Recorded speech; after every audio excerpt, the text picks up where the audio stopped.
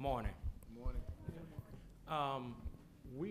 We have a very important thing that we have the honor of doing today before we start our committee meetings. This is one of the most exciting things we get to do periodically, which is to swear in a new board member.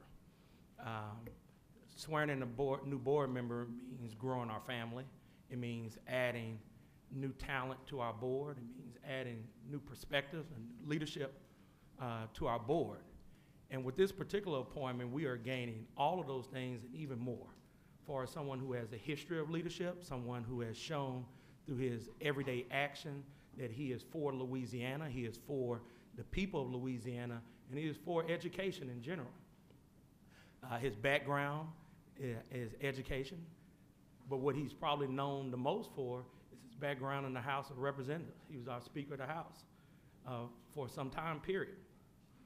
And today we have the honor of swearing in as a new board member to the University of Louisiana system, Mr. Joe Reese Salter. And I had an opportunity to talk to Mr. Salter on a couple weeks ago, and we shared a good conversation. And the good thing that I love about his spirit is that he's, first thing he wants to know is, what can I do to serve? What can I do to help? And let me figure out what's going on, and I'm willing to do whatever I need to do. So we always want to thank the governor for giving us great talent and appointments that are here to enhance what we do. And the addition of Mr. Joe Salter onto our board has truly done that by enhancing it. So at this time, I ask for Ms. Linda Clark to please come forward, and Mr. Joe Salter, and please, Dr. Henderson, join me up front while we swear in Mr. Joe Salter.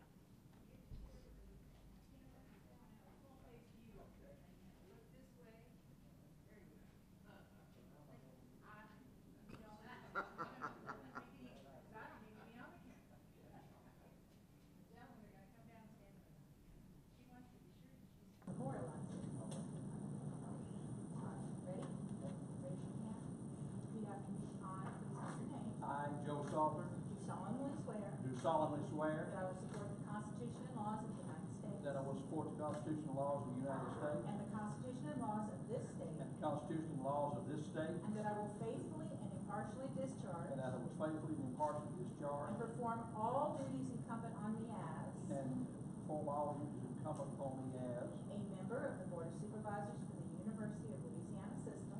a member of the Board of Supervisors of the Louisiana system, According to my best ability and understanding. according to my best ability and understanding. So help me God. So help me God. Congratulations, Thank you, sir.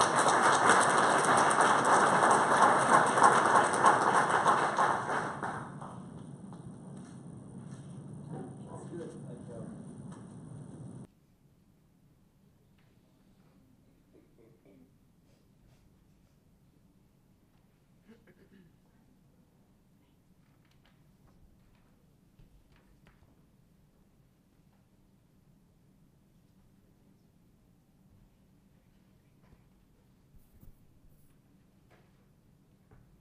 There was one note I wanted to make before I have Mr. Salter address the audience and the board briefly, that he was also inducted into the Louisiana Political Hall of Fame.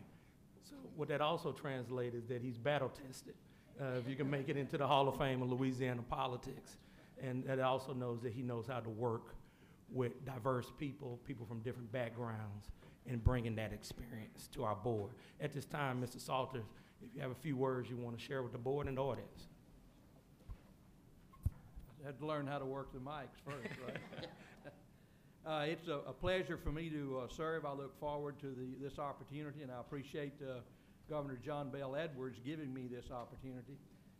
Of course, this board, particularly over the last couple of years, with the support of the governor and the legislature, has continued to make some progress and also has maintained some of your status in terms of funding and so forth. And of course, in this day and time and climate that we have, as you know, that's quite an accomplishment in itself.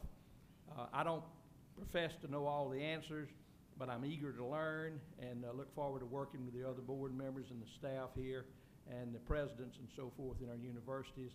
I do realize the importance of education, and I realize that it's so important to have training of some sort beyond the high school level. And certainly the 4-year opportunity is one of those, and of course there are others, as you know. But again, I appreciate this opportunity and look forward to working and to do what I can to try to help further the cause of education. Thank you. Thank you.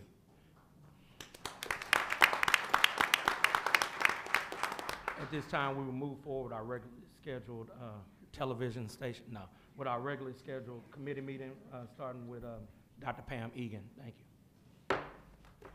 I will now call the Academic and Student Affairs Committee meeting to order. Carroll, will you please call the roll? Dr. Pamela Eagan. Here. Ms. Lola Donahoe. Present. Mr. Edward Crawford. Mr. Richard Davis, Jr. Here. Mr. Mark Romero. Here. Mr. Joe Salter. Here. Mr. Robert Shreve. There's a quorum. Be reminded that anyone who wishes to make a public comment on an agenda item must complete a public comment card located on the table at the back of the auditorium and turn the card in to a UL system staff member. At the appropriate time, you will be asked to come forward and share your comments with the committee. Please limit your comment to 3 minutes. Thank you. We have 9 items on the Academic and Student Affairs Committee agenda today. Each member previously received executive summaries and associated information on all these items. 8 items are being presented on the consent agenda, which requires our vote but no individual discussion unless a member wants to remove a consent item for further discussion. The 9th item is a report only and does not require a vote. Dr. Janine Kahn, UL System Provost and Vice President for Academic Affairs, is here to present an overview of the items on the consent agenda and to answer questions relative to that agenda. Dr. Kahn? Thank you, Dr. Eagan, and good morning. Is this on? Can you hear this? Does it sound like it's... Is it okay? Good morning to you, Chair Perkins, President Henderson, and members of the board. We do indeed have 8 consent items for your consideration today, and I will move forward through each one quickly, just giving you a brief information and introduction to each. Agenda item E1 is a request from Southeastern Louisiana University for approval of a letter of intent for a Bachelor of Science in Integrated Science and Technology.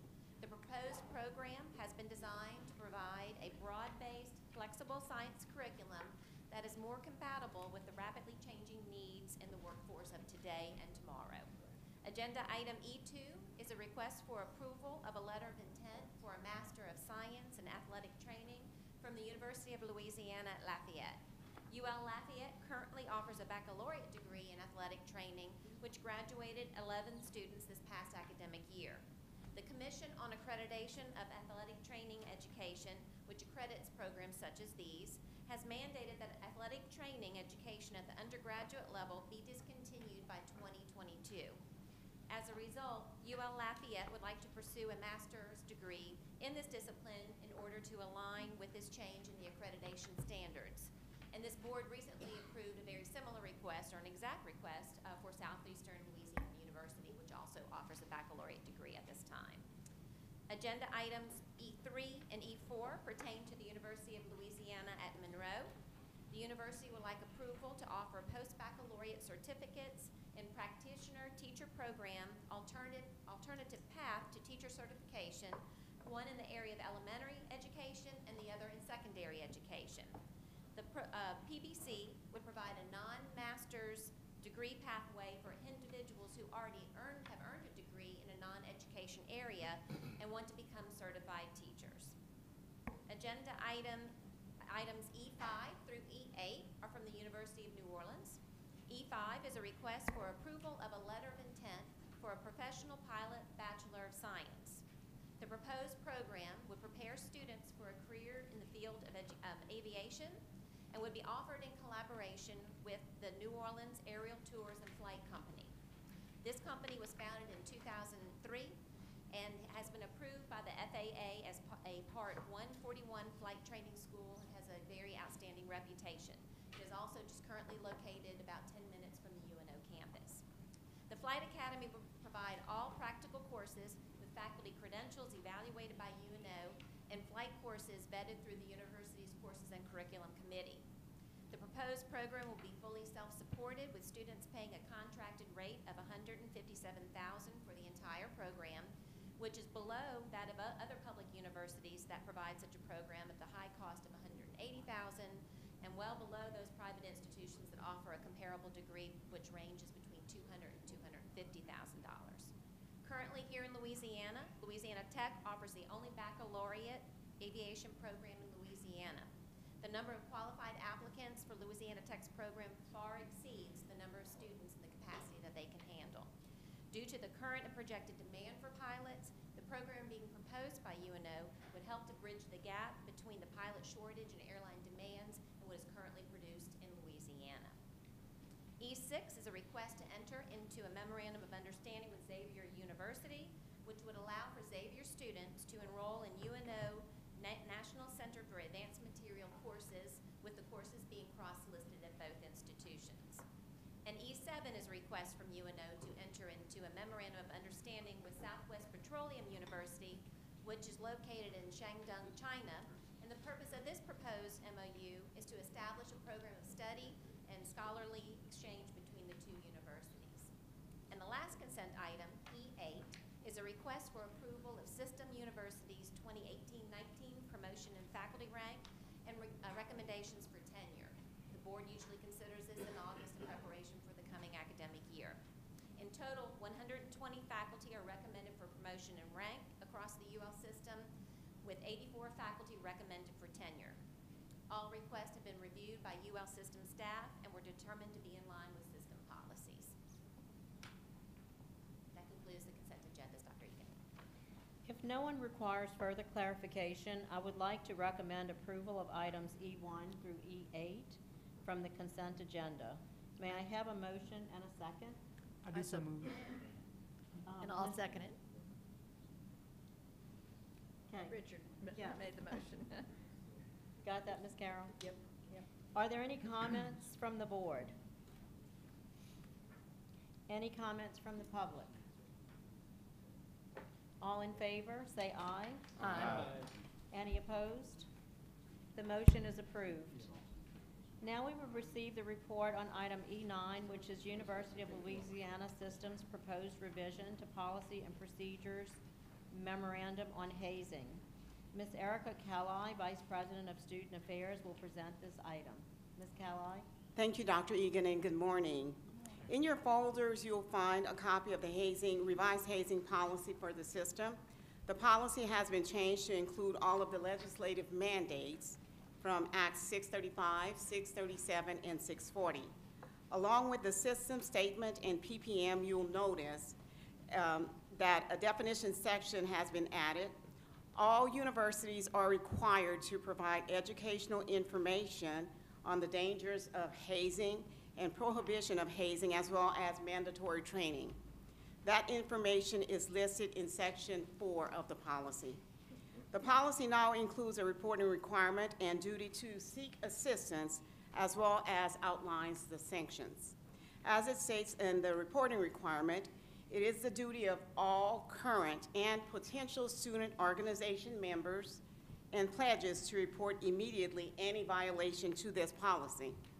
Regarding the duty to seek assistance, and that's from Act 637, any person at the scene of an emergency who knows that another person has suffered bodily injury caused by an act of hazing shall, to the extent that the person can do so without danger, give reasonable assistance to the injured person.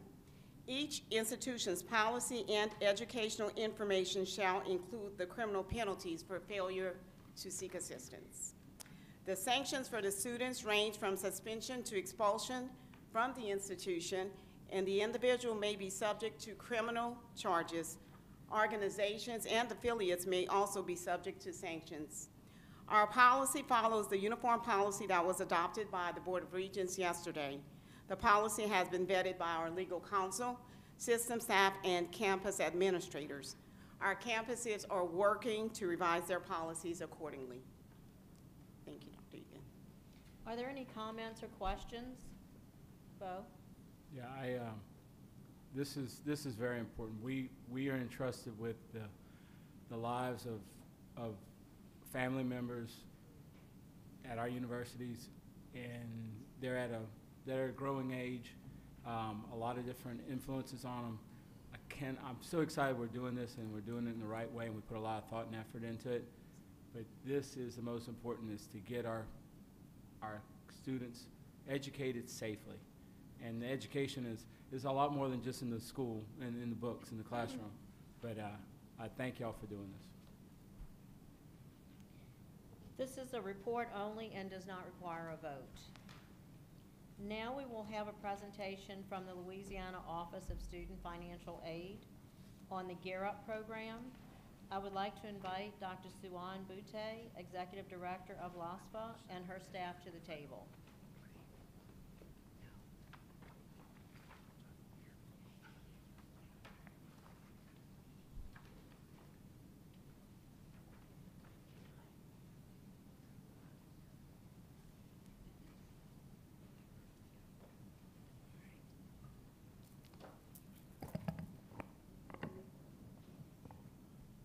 Good morning.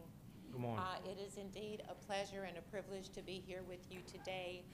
Basically, this is a brag session that we wanted. I've talked with Chairman Perkins before about, and with Dr. Henderson, about the importance of us starting early and often with respect to college access, and how we acquaint students with the tremendous opportunities that UL system schools provide for them. Having them understand what is college, what it takes to get into your institutions, and that sounds great, but unless you give them a feel for what it feels like on your institutions to be there and a chance to be academically prepared to attend, it's really all for naught. So thank you very much for the opportunity to share this morning. I'd like to recognize our Student Advisory Board member, Mr. Richard Davis, Jr. He serves as a part of the LOSFA Advisory Board, and I will tell you that he does you all proud every day and at every meeting. He's a faithful attendee. He participates, and I think he made a motion in the first meeting that he attended, so thank you so much, Mr. Davis, because this is really what it's all about. First of all, you have a handout in your packets that provides you with a little bit more detail and deep dives of LOSFA services. Most of the time we are known for, you say you work at LOSFA, they say where, you say we do TOPS, you might be able to get out start and then they know who you are. But we do significantly more than that because even though TOPS is important and near and dear to my heart, a kid will never get TOPS if they do not understand the other things that it takes to become academically prepared and to even know that they want to work that hard. So this is an overview of our services here. You can see that we are promoting and providing college access. We try to give you an interesting tidbits on the notable facts. In other words, what difference does it really make? The summer camp programs, we will be talking to you quite a bit from the campus perspective, the fly tour perspective as well. Our campuses that are members of your system will be doing that. We talked about the campus field trips, summer camps, financial literacy for you, college applications, literacy workshops and seminars where we're actually helping students to fill out the FAFSA. And you can see these are not the total statistics that we do. We pulled out statistics for the University of Louisiana system. So these are your specific statistics because we're charged with taking students on field trips that are all around the country, as well as to other system schools. But we thought you'd like to see what's being done with your system. And then here are all the partners that we currently have. And if a system is partnering with us, then you can see how they are partnering.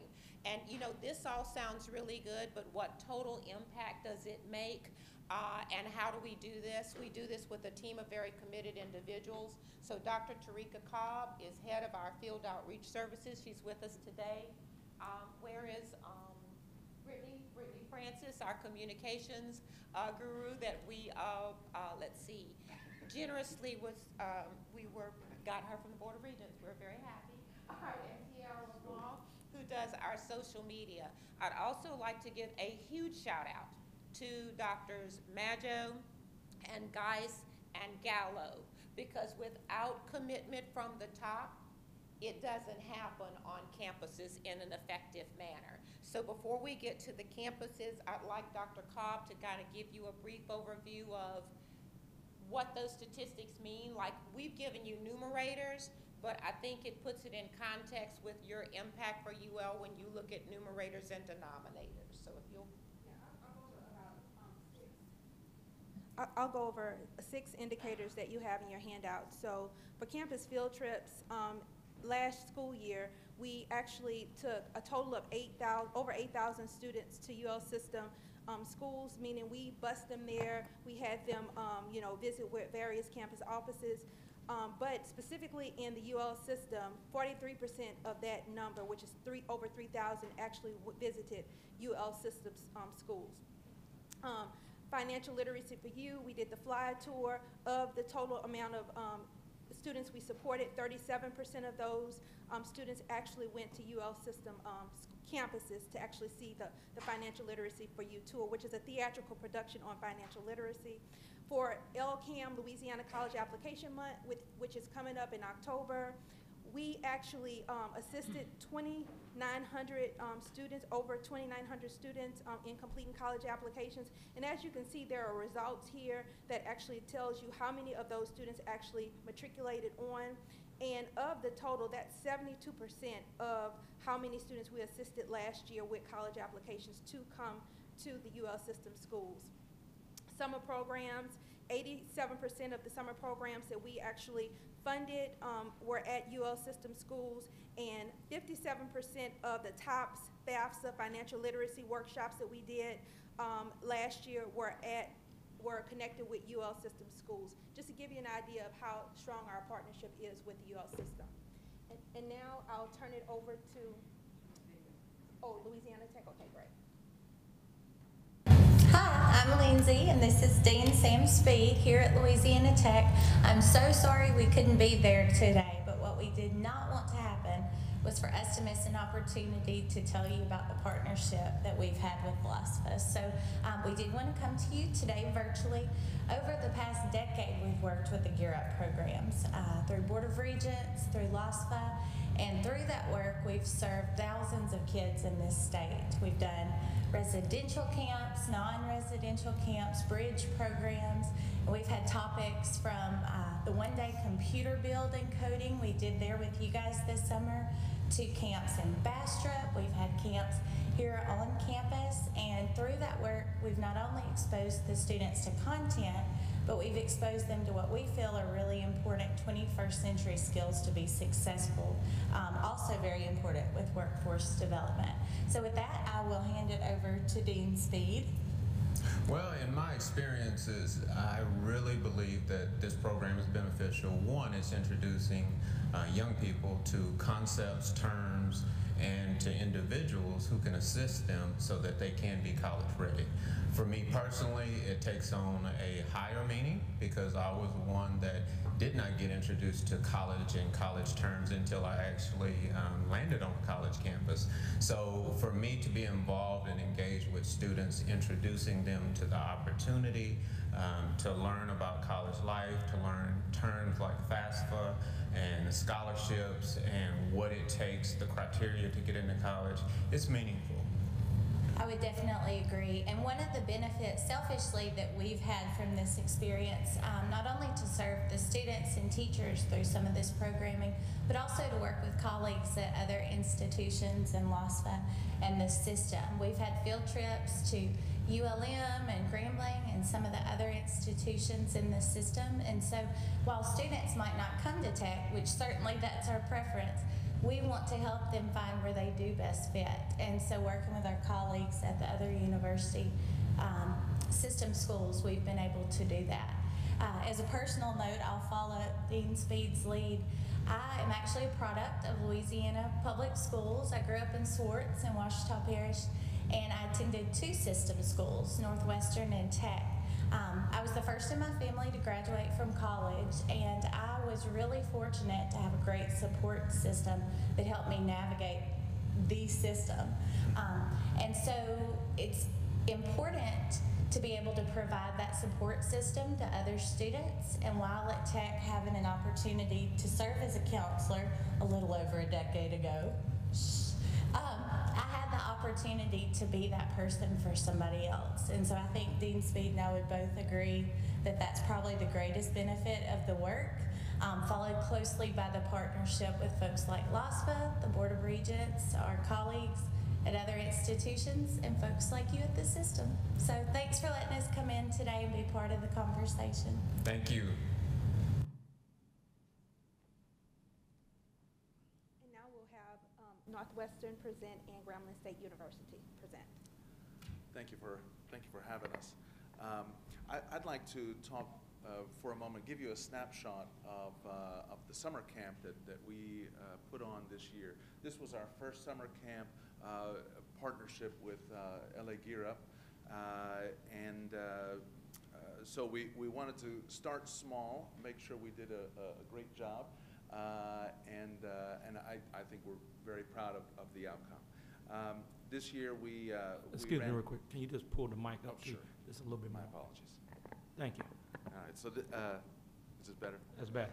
So this year we ran a summer camp July 23rd through the 27th, where we served approximately 31 students from Sabine and Red River Parish. Our inspiration for the camp, which we called the Chat Camp, because we wanted to chat with students about the university and careers, focused on the history of our community. Natchitoches, as you know, is the oldest permanent settlement in the Louisiana Purchase. And our theme focused on the intersection of culture and history and art, and how technology can be woven throughout all of those areas. We hired 5 middle school teachers from the Louisiana Lab School, or from the Middle Lab School, which is a blue ribbon school, 2 math teachers, 2 English teachers, and an art teacher. And the director of the program this summer was the principal of that school. We also hired 10 Northwestern State University students, many of whom were first generation themselves, first generation in college and or from low-income families. We sourced most of those students who were the peer mentors from our Student Support Services program, which we've had at Northwestern for probably 30 plus years. Each day, students studied English language arts, as well as math. And then in the early afternoon, they studied art and heard about different ways of funding the university, funding their education. Then they toured campus. They visited the financial aid office, they visited the registrar's office, and then we took them to several academic departments. They met with faculty members from art, culture, cultural history, and then computer information systems. Each one of those visits gave the students an opportunity to meet our faculty members and to meet others in the university who can provide support for them. And our hope is that through this meeting, the students have an opportunity to learn about careers and know that Northwestern is one way where they can earn a degree and then achieve one of those careers. Thank you. And just to keep it in context, now the term is economically disadvantaged instead of free and reduced lunch. 86% of the students that we target with intensive services like these qualify for free and reduced lunch or economically disadvantaged. So the programs are designed to target students of need that we're discussing today. And now Dr. Jaggers will speak on their programs at Grambling State University. Good morning. Good morning. Good morning. I'm very proud to bring greetings to you from Grambling State University, the university where everybody is somebody. We are also very proud to have had the opportunity to host the Legislature program from 2005 up until 2018, and we have thoroughly enjoyed it. We have definitely had numerous partnerships that those partnerships have made a very strong impact on our program and the students that we were serving. The partnerships have been at the local, state, national, and international levels, and we're very proud of that.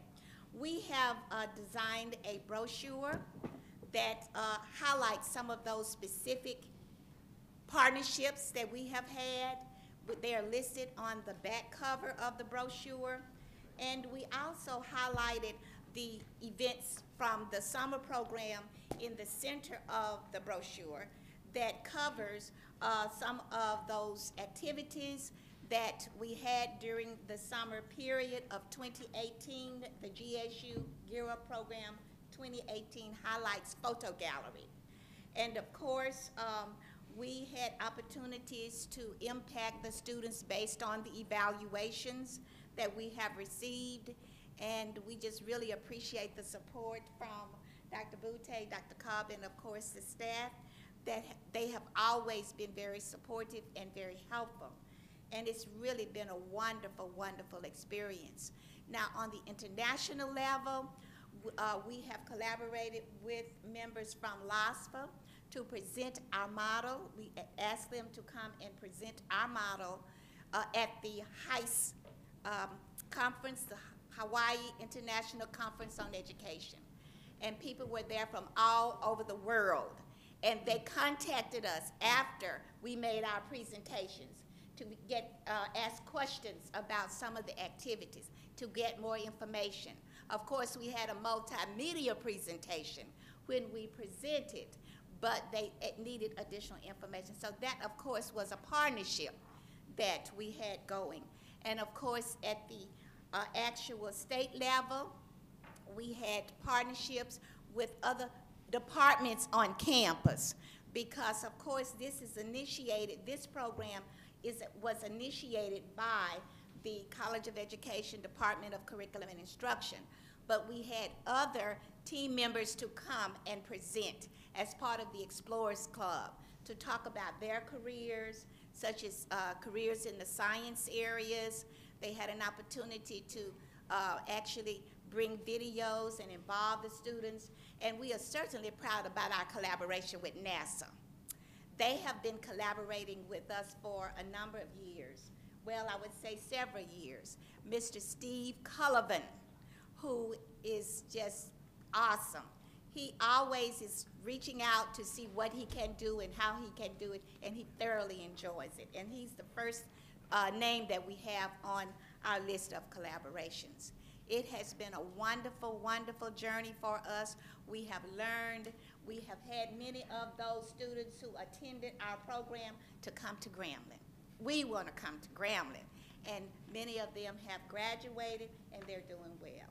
So we want to thank you for the opportunity to allow us to have such a wonderful program, and we have thoroughly, thoroughly enjoyed it.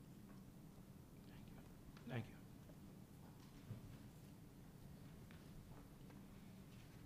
Thank you all so much for the opportunity. I did not introduce one team member because he was taking pictures. Andrew Granger does our multimedia. He is a student intern, so we definitely believe we have student interns from high school all the way to college, some of which have gone on to work at LASFA.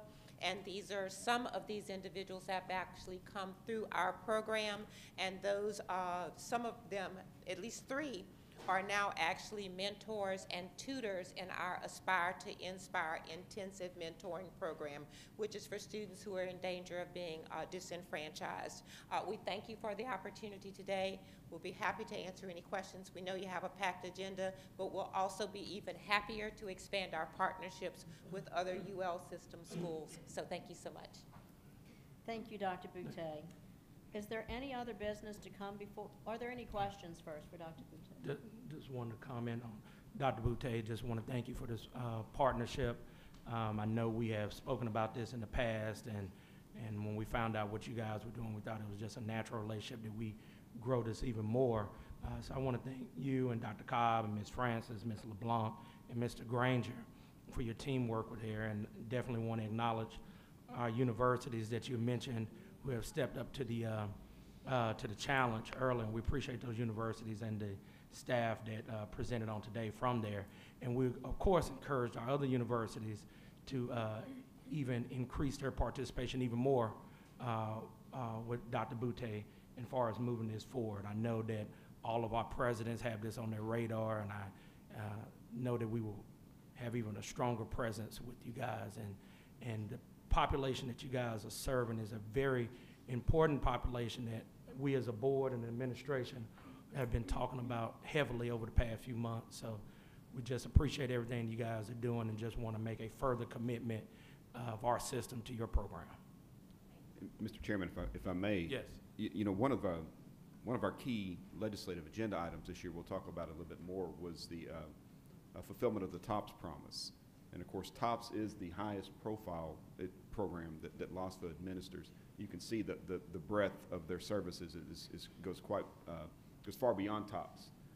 But I wanted to just take this moment to thank Dr. Boutte, because her testimony through this last year with the TOPS committee that was studying the reformation of TOPS, and during the legislative sessions, the multiple sessions, were her ability to answer questions directly, to never fail to have the information necessary to answer questions, to administer the process of that legislative advocacy work was stellar.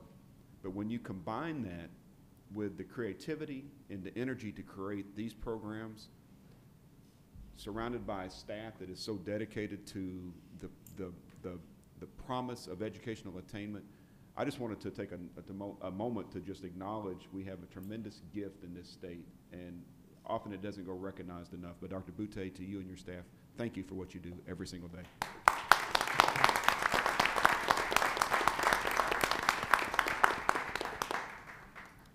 I'm gonna add something. Is there any other business? I'm sorry. It's okay. Any other business? Yeah. Excuse me. Yeah, I just want to say, as a first-generation college student and as a future teacher, I want to thank Dr. Boutte and her entire staff for everything that they do, and especially all the universities for their partnerships, because without this, students wouldn't even have the thought of having, you know, a higher education. So thank you so much for your hard work.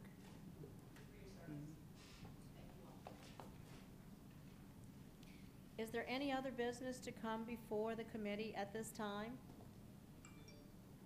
If not, may I have a motion to adjourn? Liz Pierre? Second. Lola Donahoe? The Academic and Student Affairs Committee is adjourned.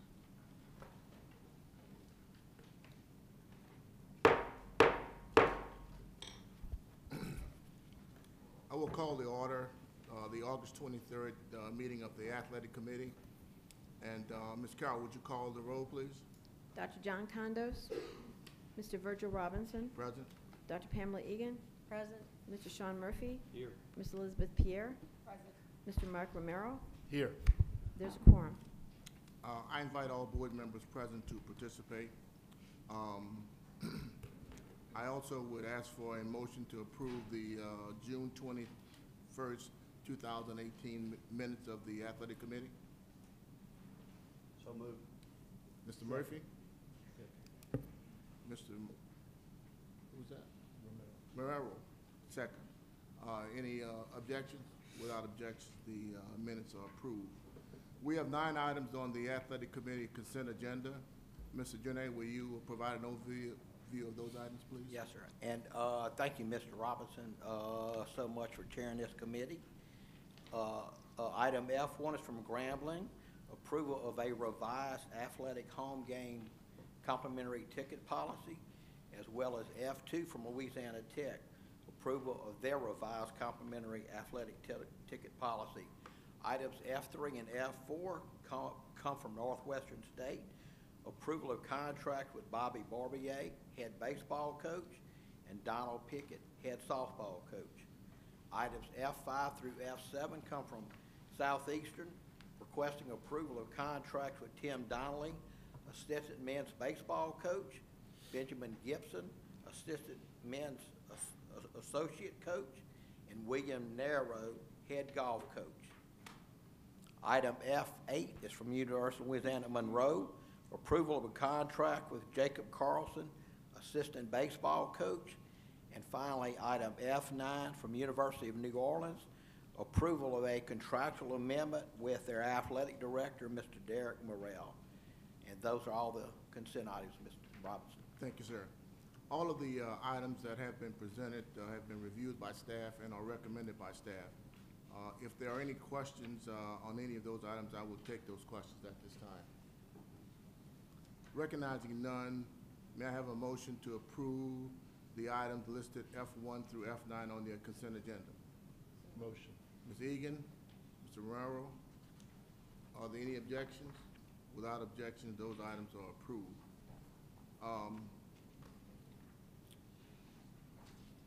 Is there any other business to come before this committee? I will accept the motion for adjournment. So moved. Mr. Murphy? Ms. Eagan, we stand adjourned.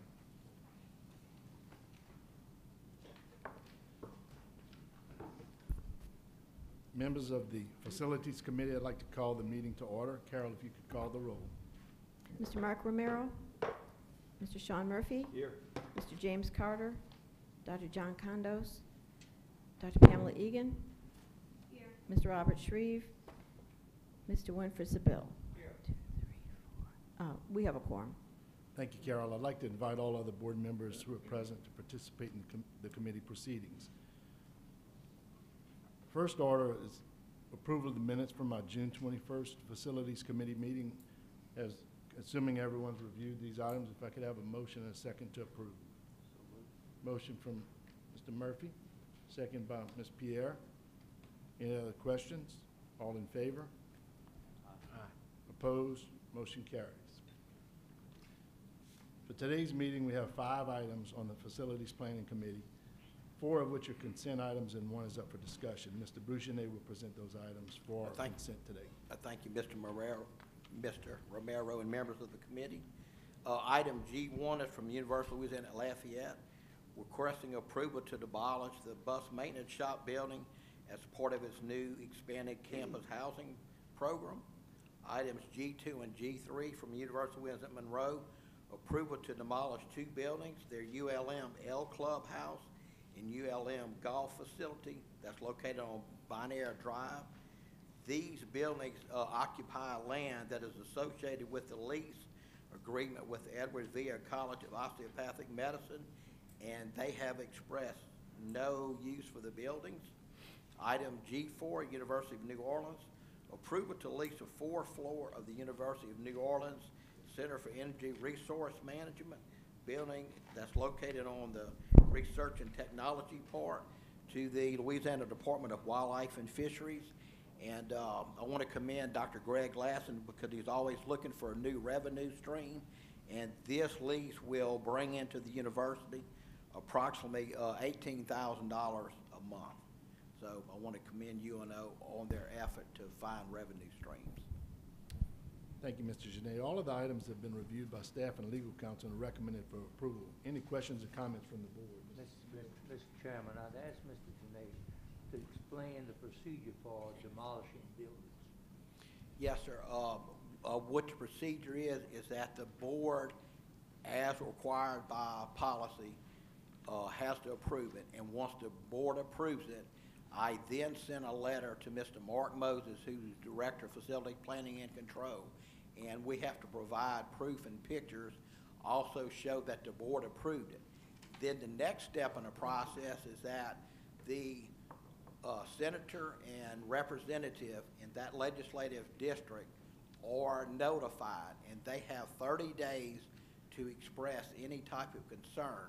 And once the 30 days passes, then I receive a letter back from facility planning saying that you can go ahead and demolish the building, at which time I forward that approval letter to the appropriate facility director on the campus. Shows it's almost as hard to get rid of a building as to get one. Thank you, Mr. Chairman. Thank you, Mr. Sabille. Any other questions or comments from the board?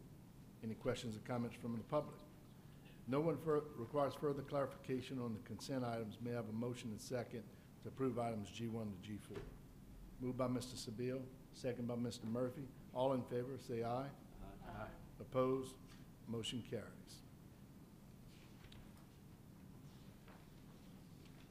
We also have an item for discussion. Mr. Junaid will proceed with making that presentation at this time. Thank you. This is item G5. It's from Universal Louisiana System. It is our annual request for approval. And like I want to caution, it's strictly a request that the board as a whole is requesting to allow us to present our capital outlay plan to the board, which then in turn goes to the Board of Regents.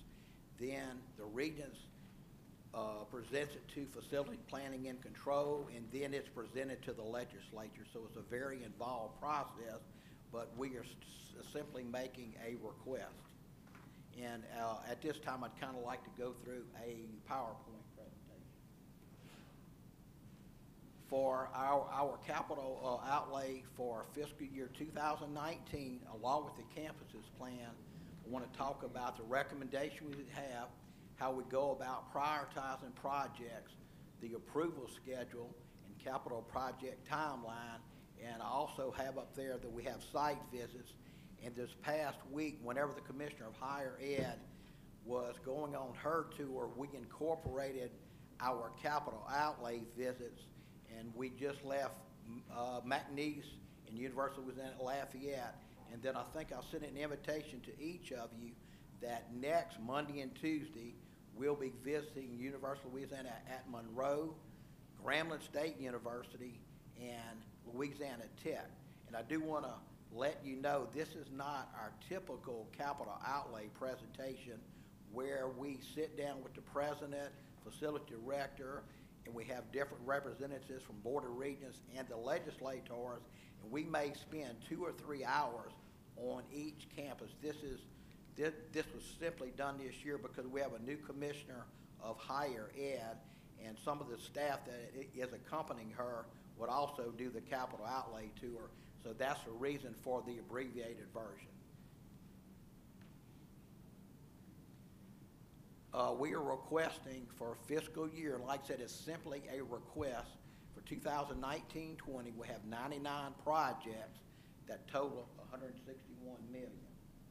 Now, I do want to point out that the campus themselves always have other type of projects that are occurring, and the Board of Regents has allowed us ourselves to handle projects under $1 million.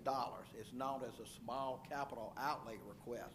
In fact, whenever you see the pictures I have at the end of the presentation, you can see that most of the work that's going on now, because the governor has put sort of a moratorium on not building any new buildings. And so a lot of the work that we have done on campuses is not included in those 99 projects. And they're funded with third party, funded with student fees, funded with private donations. Now, whenever I prepare this request, there's a certain structure I have to follow. And the Board of Regents has us classify the projects that are emergency, self-generated, continuing projects, any type of new projects, and then they want us to go 5 years out. So I have projects in years 2 through 5. So our recommendation, and it's strictly a recommendation and a request, that for 2019-20, we have $39.6 million in emergency requests, self-generated a total of $11 million, continuing projects that have been started and maybe some work has been done, and then we have new projects. The total is $161 million, and this excludes any type of deferred maintenance or major repairs on the campus, because lately the UL system has not been appropriated that much money. Over the last couple of years, we've only got about $3 million last year and approximately $4 million this year. And when you split it up 9 ways, that's not a whole lot of money to make significant improvement. The way that we go about doing the priority, that you will see on the capital outlay list, we have certain ones that are required by Board of Regents, any unique areas of excellence. We also have accreditation issues that we have to address. Also, we want to build new buildings, such as we're doing engineering science and engineering building at Tech because of the demand. And then some of our capital outlay projects are funded with self-generated revenue. And we basically get a list from each campus, and they have a certain priority, and then I'll roll those up into the overall system category. But just because we have a project as priority one on our list, it may or not be funded. For example, the last 3 or 4 years, we've had a couple of projects at McNeese and Louisiana Tech that were ranked 39th and 40th. Whenever our request went to Regents and then went to the legislature, those two projects that were ranked 39th and 40th were indeed funding. But this is a certain structure that I have to follow. But once it gets to the legislature, it just depends on what they want to fund. And I'm glad to see that Mr. Salter is part of the UL system because he certainly understands the capital outlay process. In fact, we were chatting about it, before the board meeting started, so hopefully he can help us in that area. We have an average timeline. Once a project is approved, yes, it takes anywhere from 3 to 5 years from the time that we put in a request. It goes to Regents, it has to get legislative approval, then the bond commission has approved it. They sell general obligation bonds, and once all that is done, we go into design process. That happens in year 3, so in years 4 and 5, it may take that long to construct a building. But where we use third-party funding, we can do it a lot quicker. But this is just a process everyone has to go through within the state. And I wanted to show you that a slide of different buildings at the last meeting. I did show you slides of Grambling and Northwestern and ULL. This is the Aswell Commons building at Tech, and this is one that was funded with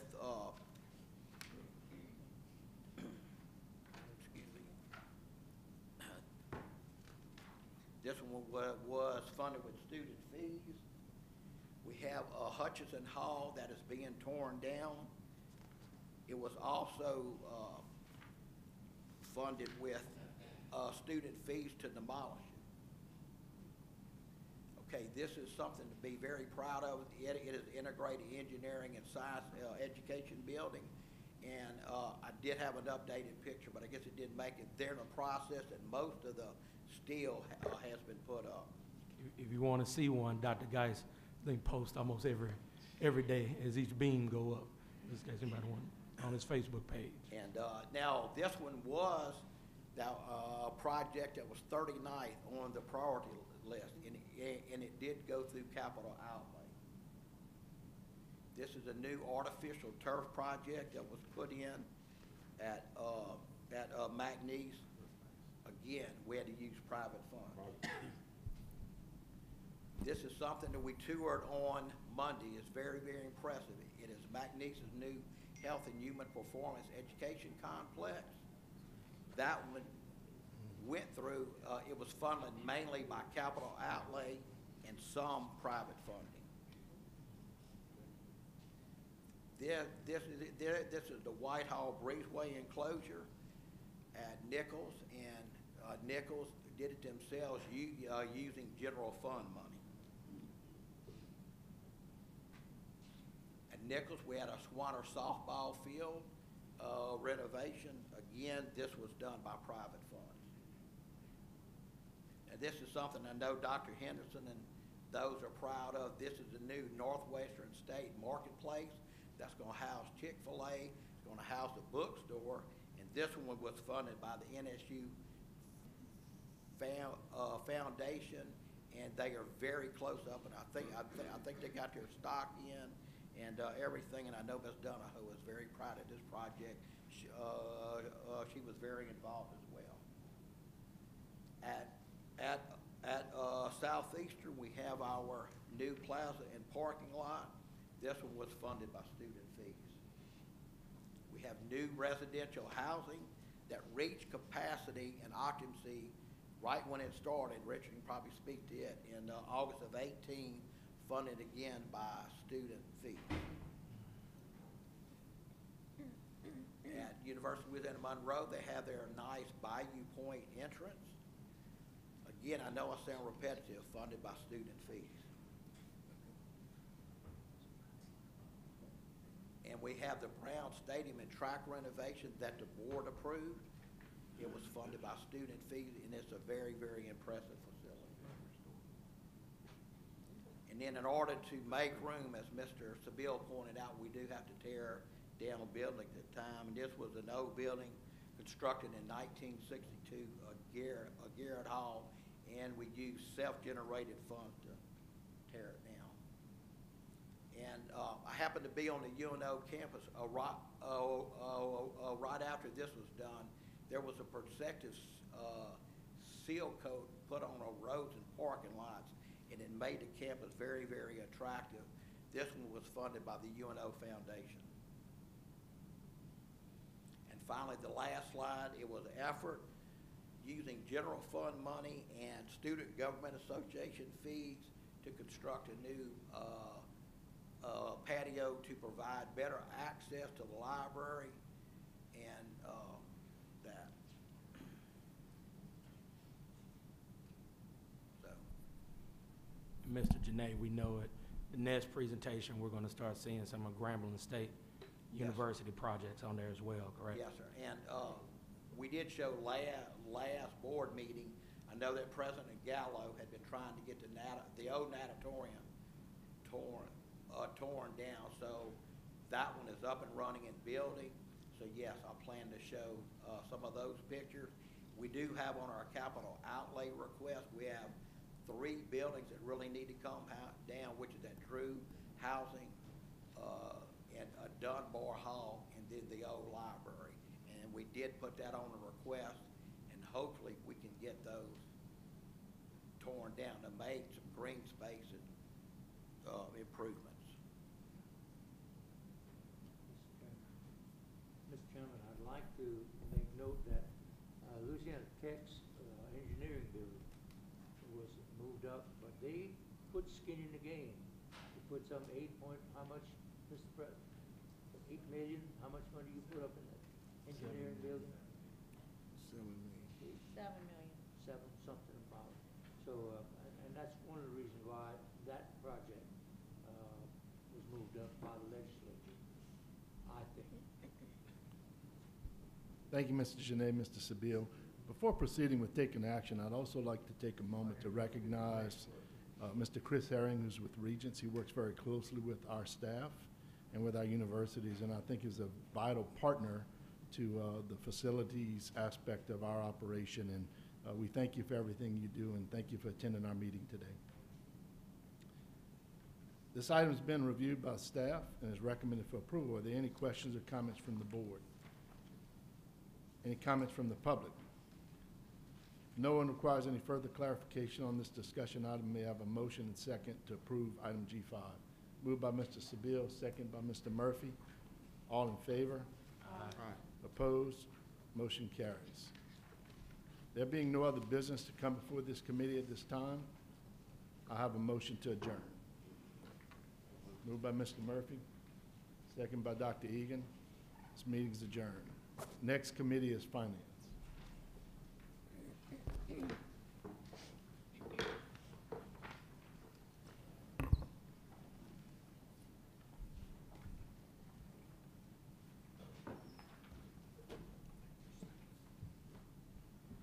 Finance committee will now come to order. Cowell, will you please call the roll? Mr. Winfred Sabille? Here.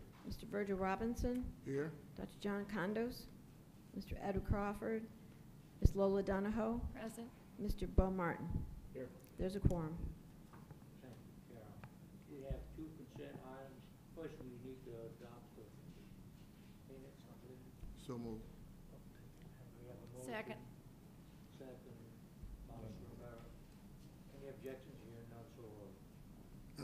We have 2 items on the consent agenda,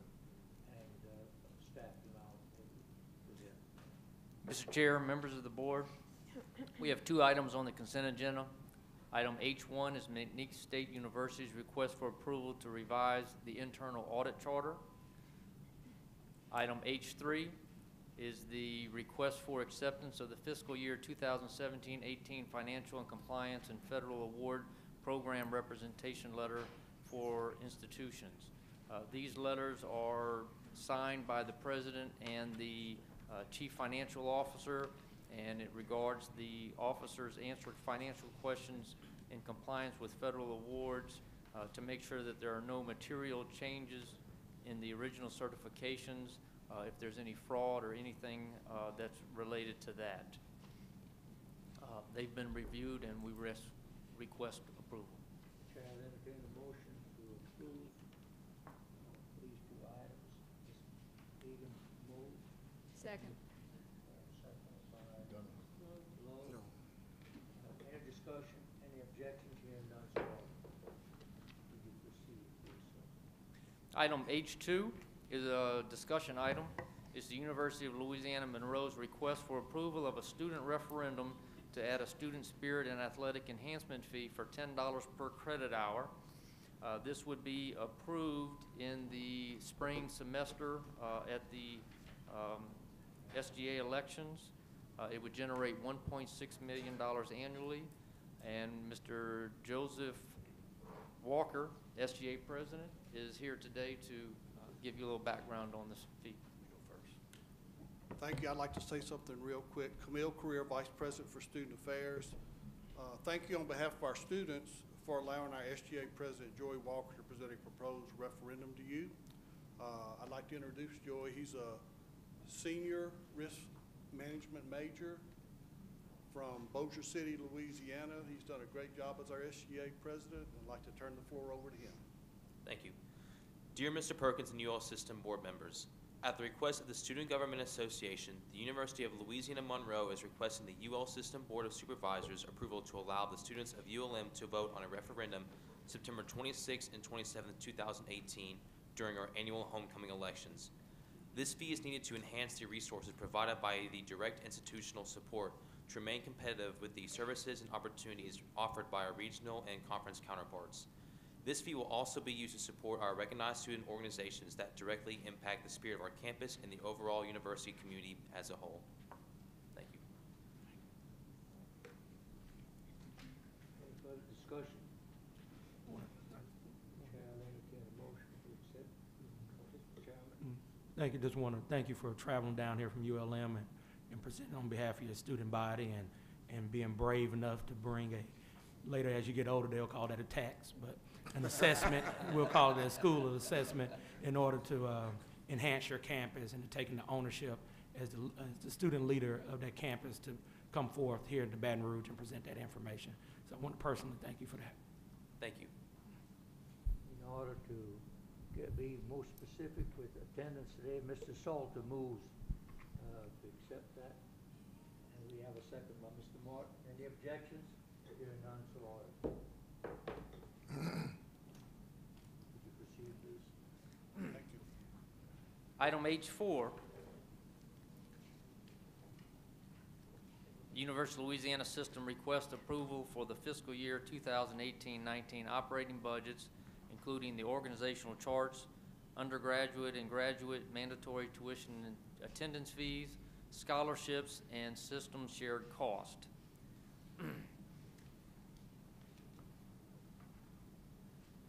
You know, when I think about the amount of work and the stress that took place during the legislative session as we were battling to get the funding for TOPS and for higher education, we come today with a budget of $872.9 million.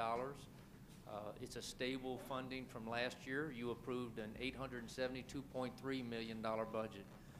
So for the first time in a while, we're at a level funding, some stability for the institutions. You can see that the state funding is $232 million, 27%. The self-generated funding, the tuition and fees the students pay is 73%.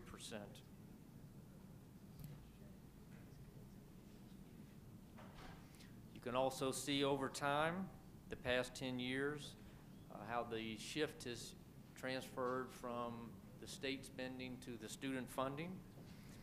I think it's interesting to note that at one point in time, we received $449 million in general fund direct. This year, we'll receive $215 million, a difference of $234 million. I think what you can also see is that even with the shift from state general fund to tuition and fees, we still have not reached the total funding that we had back in 2008 and 2009. We're still short, and then when you compare that to what the CPI would have been, we're $160 million short compared to where we were comparably.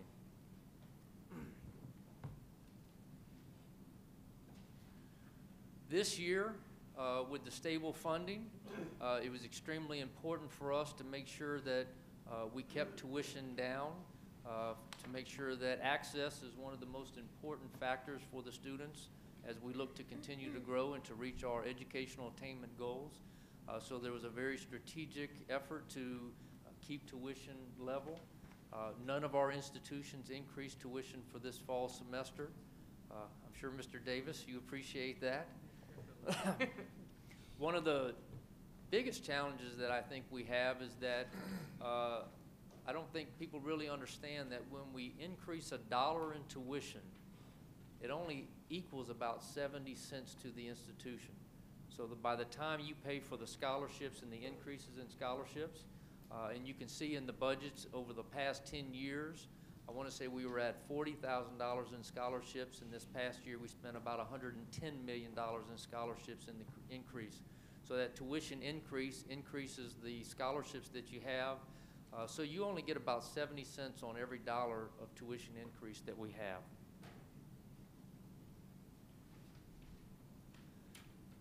I think when you look at the budgets, the one thing that kind of strikes me is that we're a human capital enterprise.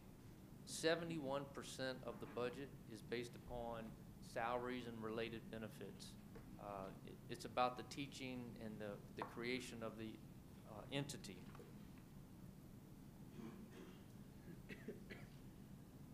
One of the, and Dr. Henderson's going to talk about this later, one of the retreat that we had this summer, the #1 priority unanimously of all of our presidents was to reinvest into the human capital. And I wanted to show you, when you look at the average faculty salaries, we're at the bottom of the SREB. And I would argue that this is skewed a little bit by LSU. So when you look at our institutions, those numbers are a little bit lower. We've had very little pay increases for faculty and staff over the last 10 years. That's a priority for our institutions as we move forward. You'll see a little increase in faculty salaries and related benefits this year. We will also be in a position that, because there's such a focus on reinvesting into our faculty and staff, we are anticipating that there will be a few institutions that will come forward in October with a targeted, very specific, very moderate increase in tuition in fees in order to help accomplish some of these. We do have 3 institutions that are planning on pay increases that are built into the budget that we presented today. The other institutions are waiting to see how enrollment comes in, how the budgets plan out, and how things go forward. We'll have probably a number of institutions that will probably come back in either October or December and give some moderate increases based upon enrollments. That's a basic overview of the budgets. I do have individual budgets in the back. If you'd like to take a budget for one of the institutions, feel free to do that. We've also included the summary document available for you in your packet. Do you have any comments, Mr. President? Mr. Chairman, I just wanted to point out a couple of things. You know, our institutions continue to operate at the lowest resource base per student in the entire southern region. We have for several years, And that's something that we don't complain about. We say it with great pride in a lot of ways, that we have the lowest unit cost, if you want to use a business term. But another measure, if you'll remember on our strategic framework, our president's committed to maintaining low administrative costs and finding ways to do our business in a more efficient way. A survey came out last year that showed more than half of the institutions across the country spend more than 50 cents in administrative costs for every dollar they spend on instruction. This last year, as a system, we spent less than 35 cents for every dollar we spent on instruction.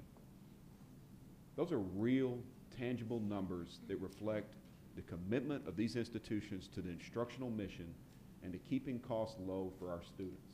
And I thought that they needed to be recognized for that, because that is an extraordinary achievement. And I just wanted to thank all of our presidents and their finance staffs for making sure that we continue to do the best we can, even in a very restricted resource environment. Thank you, Mr. President. I would also like to very much thank Ms. Claire Norris for helping me this year putting these budgets together. I think she learned more about budgets in the last week than she probably has in her education experience. A great opportunity to be able to see all that's involved in this, and so I appreciate it. Identify herself. Claire, you gonna stand up? Thank you. Any further comments, members? Well, that and little or no further discussion, the chair will entertain a motion to accept the presentation from the staff. So moved. We have a motion and we have a second from Mr. Romero. Any objections? Without objection, so ordered. Yes, sir. Item H5, the University of Louisiana Systems Report on Internal and External Audit Activity for the period of June 18th to August 19th, 2018. Mr. Bruce Junaid will give you an update. Within your board folder, I have a listing of all the audits that were done, whether it was through our internal auditors. We also had a Board of Regents audit, and we didn't have any legislative auditor audits. And within our audit charter, it requires us to make certain assertions to the board to be in compliance with standards. And I just wanted to go through some of those assertions. And this will happen normally in August. I want to let the board know that our internal audit activity is in conformance with the standards for audit. The internal audit on each campus has continued to maintain its organizational independence. We have not experienced any type of interference from the campus. The charter gives us the right to go in and audit, and every time we go and do it, we receive very good cooperation. We have a very good working relationship. We haven't experienced any type of significant risk exposure. All of our campuses maintain a quality assurance program that covers all aspects of the audit activity.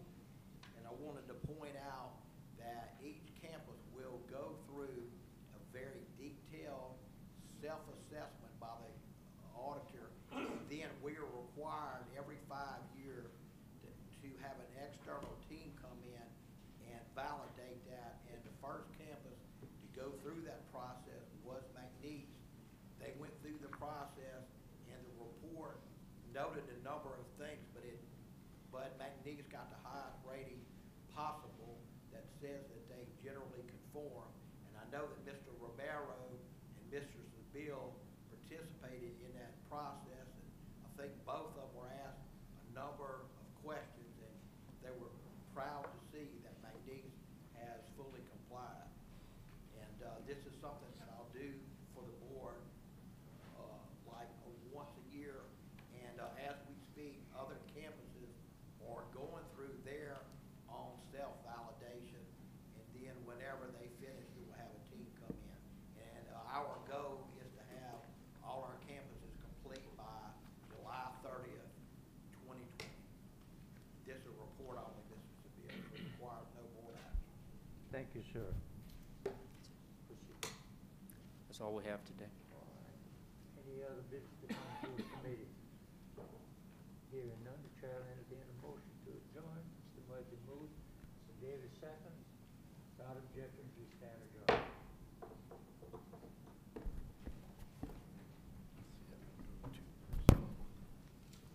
At this time, I'll call the Personnel Committee to order. Ms. Carroll, would you call the roll? Mr. Robert Shreve, Ms. Elizabeth Pierre, Present. Mr. James Carter, Mr. Richard Davis, Here. Ms. Lola Donahoe, Present.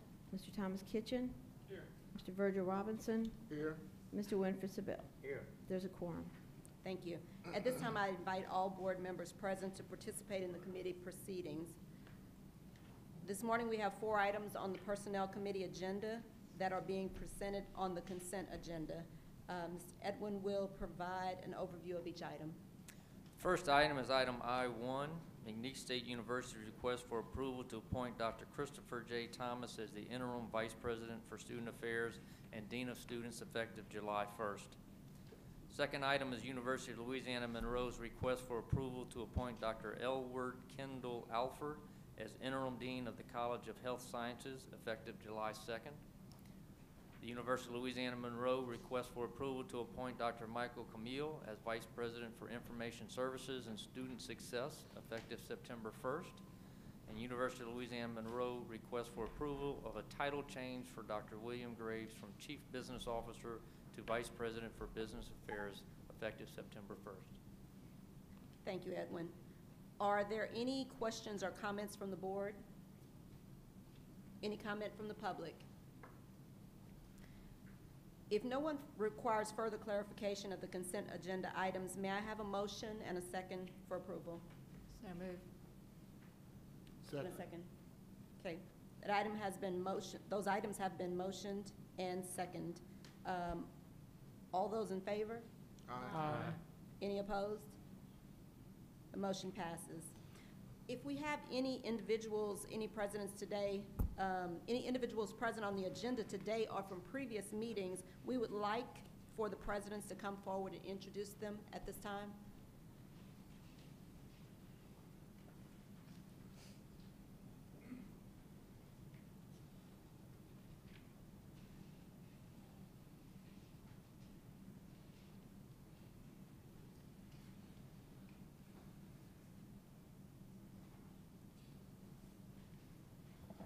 Good morning. Good morning. Mr. Chair. Thank you for the opportunity to introduce Dr. Michael Camille. Just approved as the Vice President for Information Services and Student Success, effective September 1. I'd like to read a few of his credentials so I don't miss any. Dr. Camille has his PhD from Texas A&M. You know, yep, there you go. I knew he'd get at least one rise in the group. He's been a faculty member from assistant professor to a tenured professor in the geology, and he's served as associate dean in our arts, education, and science. He served as interim dean. He served as assistant vice president for academics, and most recently he was assistant vice president to the executive VP.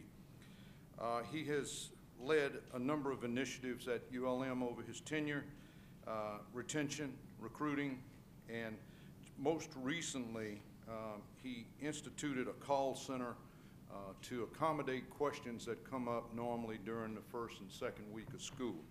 Over 2,500 inquiries were answered during that period of time. Over 1,000 were referred to the appropriate office, and the rest were resolved by the student who manned that center. Dr. Camille is a man who works very hard. You can usually pass by his office any Sunday and you'll find his car parked there. I'm going to walk to his office one day to make sure he's in it. But he's a very hard worker. He's very loyal to ULM, and he's just an all-around good man. So I'd like to introduce Dr. Michael Camille. Thank you, Dr. Bruno.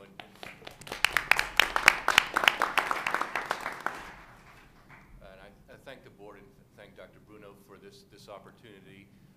This is an exciting time for me. I've had a number of administrative roles, but this this is something I really want to do. I want to, you know, create some efficiencies in admissions, in scholarships, in financial aid, and other areas that I'm responsible for. So that's just one example that Dr. Bruno gave of something that I'm really committed to. I really think this is an exciting time, you know, on the campus of ULM, so I'm glad to be a little part of that. So again, thank you very much. Thank you, Will. If I may, Dr. Graves was left behind to keep the doors open while we came down. But I'd like to say a few things about him. And I do want to thank you for allowing that name, that title change. Dr. Graves has served as Chief Business Officer at ULM since 2006. He began his career as an auditor at the University of Mississippi. He served in the Mississippi Institution of Higher Learning Commission, which is similar to our boards, from '89 to 2006, which he left as Deputy Commissioner of Finance and Administration. He also served as Director of Accounting, Senior Financial Analyst. He served at Texas A&M Commerce as VP, and he was most recently, before he came to ULM, Vice Chancellor for Finance and Administration at Delta Community College. And again, very fortunate to have Dr. Graves. He conducted his PhD on formula funding, so he does bring to the university a good understanding of that. Great personality. He served the university well over the last now 6 years, and thank the board for recognizing this and allowing that title change for Dr. Graves. I know he'll be excited. He's not a man of many words, but I'm sure he'd be very grateful if he were here today to thank each of you for that opportunity. So thank you. Thank you, Dr. Bruno. Any other introductions? Okay. Do we have any other business to come before this committee at this time? If not, Mr. Chairman, that concludes our business. May I have a motion to adjourn? Second. Mr. Ketchen, second? Second. Okay. It's been moved and second that we adjourn. Are there any objections? Hearing none, we stand adjourned.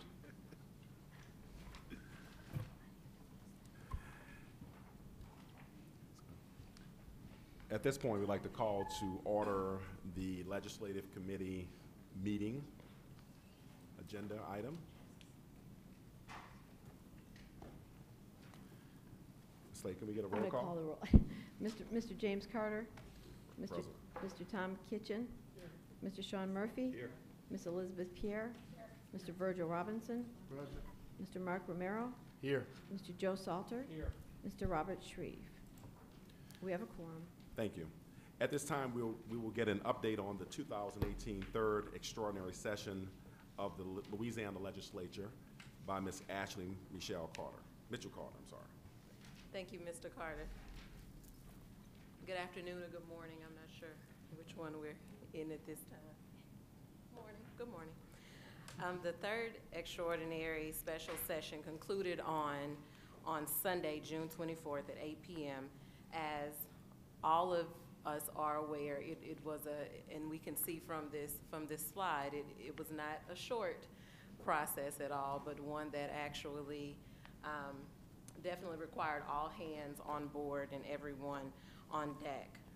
The special session was called as a result of the expiration of a temporary 1 penny sales tax that would happen on June 30th of 2018. Representative Paula Davis introduced an instrument, HB 10, which in the third special session, which renewed a 0.5 of 1 penny and generated $463 million for the state budget, which started on July 1st of 2018. Of course, this revenue was necessary to address the need for the $96 million shortfall in higher education funding, as well as the $88 million in TOPS funding. As a result of the $463 million in continuing revenue and the appropriations bill passed in the third extraordinary session, higher education was funded at the same level of funding, going forward. So it restored our funding to fiscal year 18, which is $743 million, and TOPS, of course, was funded at $294.6 million, which represents full funding for FY19's fiscal year. And it also includes $57.9 million from the TOPS fund. There were a couple of enhancements also that the legislature allocated money towards, such as the $1.5 million, which was allocated to Grambling State University for STEM program upgrades to increase 4- and 5-star job production, the $2 million to LOSFA for additional GO grants, which is, of course, our state-funded need-based aid. Total funding is now budgeted at $28.4 million, and this was the first increase in the GO grant from funding for 8 or 10 years. I actually think it's 8 years and not 10 years. And then also the $200K to LOSFA to provide for GO grants for the Youth Challenge Program graduates, and $2.3 million to Southern University for accreditation. All of that funding was outside of the funding formula. One thing that I really want to mention and stress is that when we started the first extraordinary session in fall of 17, we started with one ask, or two asks, but just one statement, and that was that we were asking for fulfillment of the TOPS promise and stabilized funding to higher education. Through the first legislative session, through the regular, the second, and the third, we only asked for fulfillment of the TOPS promise and stabilized funding to higher ed. I definitely want to recognize our marketing communications department. These statements were made before I even came on board, and so Cammie and Caitlin and Jesse, and I'm sure our whole team, was on board with this, but there was systematic consistency of messaging among all 9 of our universities. All 9 presidents were speaking the same language. All of our board members were making the same ask. Our families, our alumni, our students, everyone came here asking for the same 2 things. And as the session progressed, we were all in step, everyone coalesced, and we even saw the other higher ed institutions also get on board with making the exact same ask. So we're happy, of course, to report that at the conclusion of the 3rd special session, we had fulfillment of the TOPS promise and stabilized funding to higher education. Dr. Henderson and I know we have thanked all of our board members and presidents very much, but it cannot, and I'm sure Dr. Henderson will also say the same thing again, but I cannot stress how much you all's presence mattered in the Capitol. There were several times that legislators, the system doesn't have any constituents, right? But legislators do, our universities have, they are major parts of communities, and our legislators came to us and told us that, if our system presidents were happy, or if our university presidents were happy, they would make the vote. Or if their constituents, which are our board members, were happy, they would make the vote. Their students, and also. So thank you so much for the time that you spent, the presence that you had, particularly Mr. Kitchen and Ms. Donahoe. Thank you so much for your engagement, involvement. I sent several emails, personal email addresses for legislators, cell phone numbers, and you all were there on the front line. So thank you so much for that. Going forward, we are communicating, we've begun communicating and scheduling with presidents and legislators.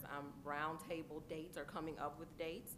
I will communicate with each of you all to ensure that you're able to attend the ones that are in your area, because we definitely need your voice and your expertise on deck. Once we've confirmed the schedule of roundtable meetings for the whole system, I'll send them to each one of you all so that you can participate in any of them that you'd like. Of course, Speaker Salter, we will definitely be leaning on, and I'm so happy to be working with you again more directly, and we definitely know that our system will benefit from your wisdom and knowledge of the legislature. With these legislative roundtables, they are not just, they're just as much about strengthening relationships with our legislators as they are about talking to our legislators about the acute needs of our universities. So during the last round of legislative sessions, we started to lay the groundwork that we will build upon for our next ask, which will be strategic reinvestment in higher education and additional acute needs. We will spend time developing that ask prior to the next session. The governor has declared that pay raises for teachers is a priority, and as Edwin mentioned, reinvestment efforts for faculty recruitment and retention is at the top of the UL system's priority list. So, because of course Louisiana ranks last in faculty salaries among SREB. So we're hopeful that we will be able to work towards having pay increases for our staffs very soon in short order. Also, campus visits will be on our agenda, legislation proposals, and some of my other colleagues are talking to you all about some of the legislation that passed during the regular session that we're now implementing on our campuses. So you will be hearing from me soon. I took a break for a month or so to give everyone some time to, adjust to not having to be in session. So we'll be moving forward soon. And that concludes my report. Thank you very much for that. Any questions or comments from the board? Mr. Chair. Mr. Chairman, if I could, I want to thank Ashley, Ashley, I'm not sure when you started with us officially, but I know the second day of the first special session. Yeah, who came in not knowing any of us really, but knowing the labyrinth of the Capitol like no one I've ever seen. She knew the logistics. She knew whom to talk to. If you were at UL System Day at the Capitol, you saw us on the front lawn. I believe there's been one event on the front lawn of that size in the history of the Capitol, and it was ours. ULS Day. And Ashley came in and became part of a team that really did an extraordinary job throughout these tiring sessions. I also want to thank our presidents. Their presence was in myriad ways, and it reflected their own styles. Jay Clune discovered Twitter, and Boots Clune discovered Twitter. That's Jay's dog. They did an extraordinary job at Nichols with the social media campaign, and what sprung from that was Moms for Tops that came out of the Bayou region that was a grassroots effort to call for the fulfillment of the TOPS promise. He had John Crane, who was texting me in real time about his conversations with some legislators and about their response to messaging. Nick Bruno, Nick's got political tentacles throughout this state, and he would call me about a legislator, I don't know, in Chalmette, and I'm going, you're in Monroe, man. But anyway, he was doing his work in that regard and consistent messaging. Chris Maggio and the way that he brought that whole North Louisiana delegation along. They didn't get any votes, but he brought them along. And that was, Chris, I thank you for that. That's not fair. Les, and we all met Rob Shadowin when we were at Tech, and Rob was an extraordinary champion for higher education. Rick Gallo, who is, Rick not only advocates for Grambling, advocates for the system, advocates for higher education. If you have a question about the political process, there's not anybody better to go to than Rick. And Rick helped until we got Joe Salter, but Rick was Rick was instrumental in helping us with this. And go to Joe Savoy and Darrell Burkell. It was fun to watch this group come together. It was the last day of the session when John Niccolo, we needed a vote. We needed a vote. And the vote was not about a tax. I want everyone to understand that. We weren't advocating for a tax. We were advocating for the fulfillment of the TOPS promise and sustained funding for talent development in higher education. And every single instance of the budget that came out, absent that 0.45% renewal of an expiring 1-cent sales tax, failed to meet those two standards. So our advocacy wasn't about a tax, it was about the future of Louisiana. And I think we were very effective in carrying that message, but it was John Niccolo in the last minutes. We had a legislator who wants to support higher education. A philosophical issue with renewal of the tax. And John and I talked to her at length, and he walked away, and she says, listen, if John Niccolo is happy, I'll give you my vote. And I said, I promise you John Niccolo will be happy. And I went and I grabbed John, and I said, if you ever say you're unhappy,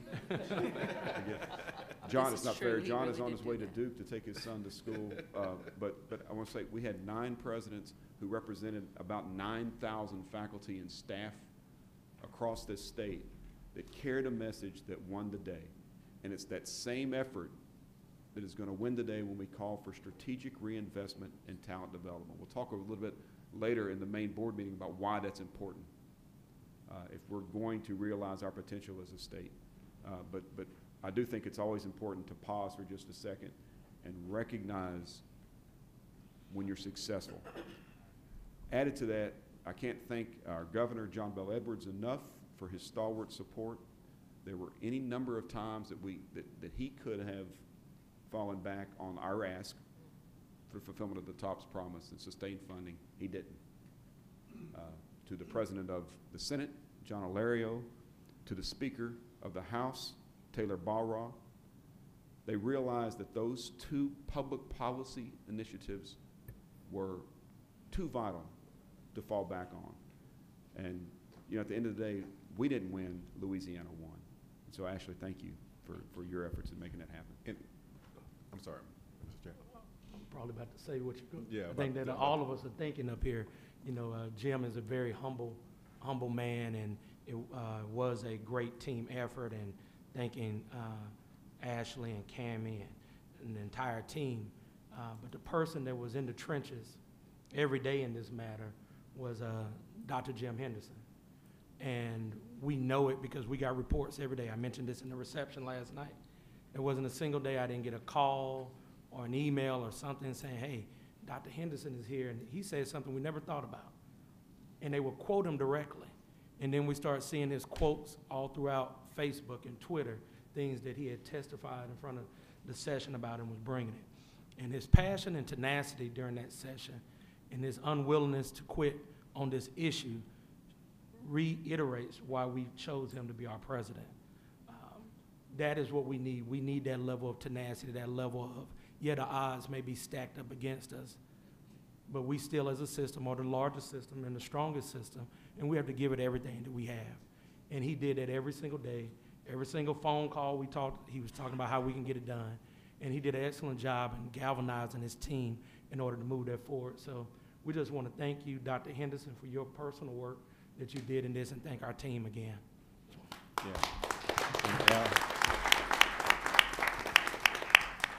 And as the chair of this committee, and Al took all my thunder, I was going to say exactly what he just said, but thank you, Dr. Henderson, for your advocacy. The board was very active and engaged in the process. The presidents doing an extraordinary job, such an important issue to the evolution of our community and our economy and what we're doing here, and not only here, but Louisiana affects the whole world, not just what goes on here in Louisiana. But also, I just want to reiterate what Dr. Henderson said relative to Ms. Ashley Carter, no relations, right there. Did an extraordinary job on the ground, and I'm so proud of what you're doing and how you're representing us in the trenches also. Thank you. That's right. Any other business? Could I get a move to adjourn? So moved. All right. Adjourn.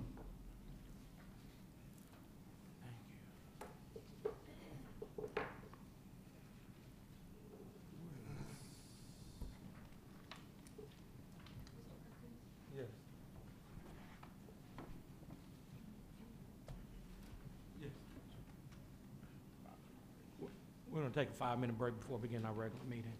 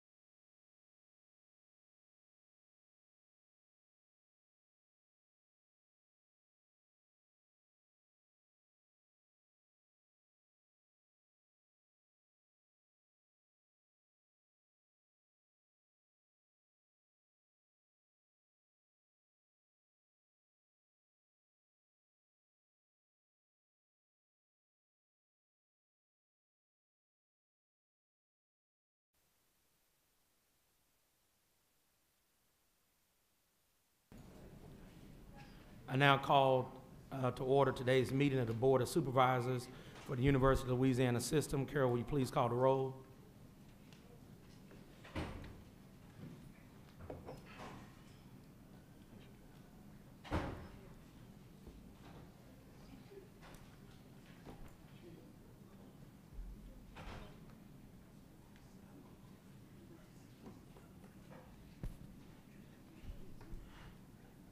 Mr. James Carter.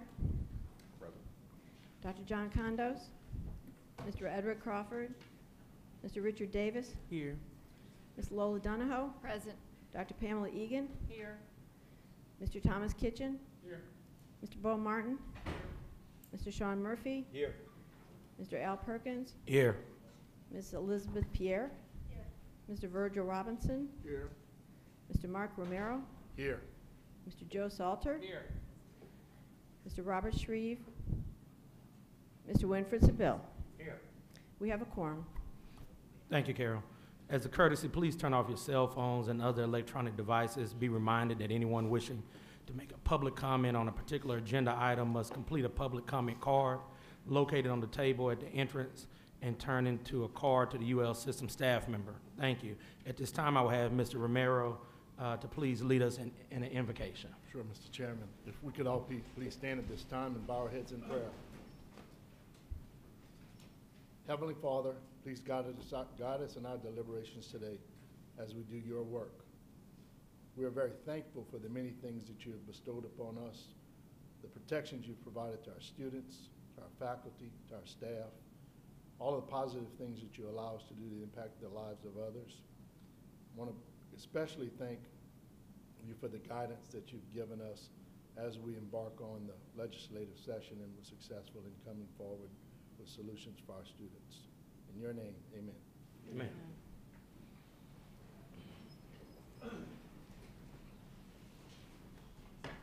We have a great opportunity on today to be part of a very special story that has taken place over the past 3 weeks that has caught national attention. Many of you all have heard about the story of Jordan Taylor from the Rouse's grocery store here in Baton Rouge. We're going to show a quick video, and then after the video, I want to tell you just a little bit more about how it came about, far as why we have Jordan here and his mother here today.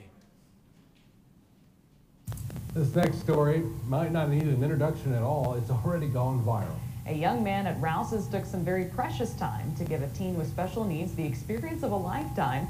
Kieran Jala spoke with both of them about the story that's captured a lot of hearts. Yep, he's going to get one. Meet 17-year-old Jack Ryan Edwards. It worked! He loves cold drinks. Nice. Along with the drinks, he loves the cooler. And on Sunday, he got an experience of a lifetime. This video went viral. Now for some, stocking a cooler may not be a dream, but Jack Ryan is autistic, and his family says it was more than a dream.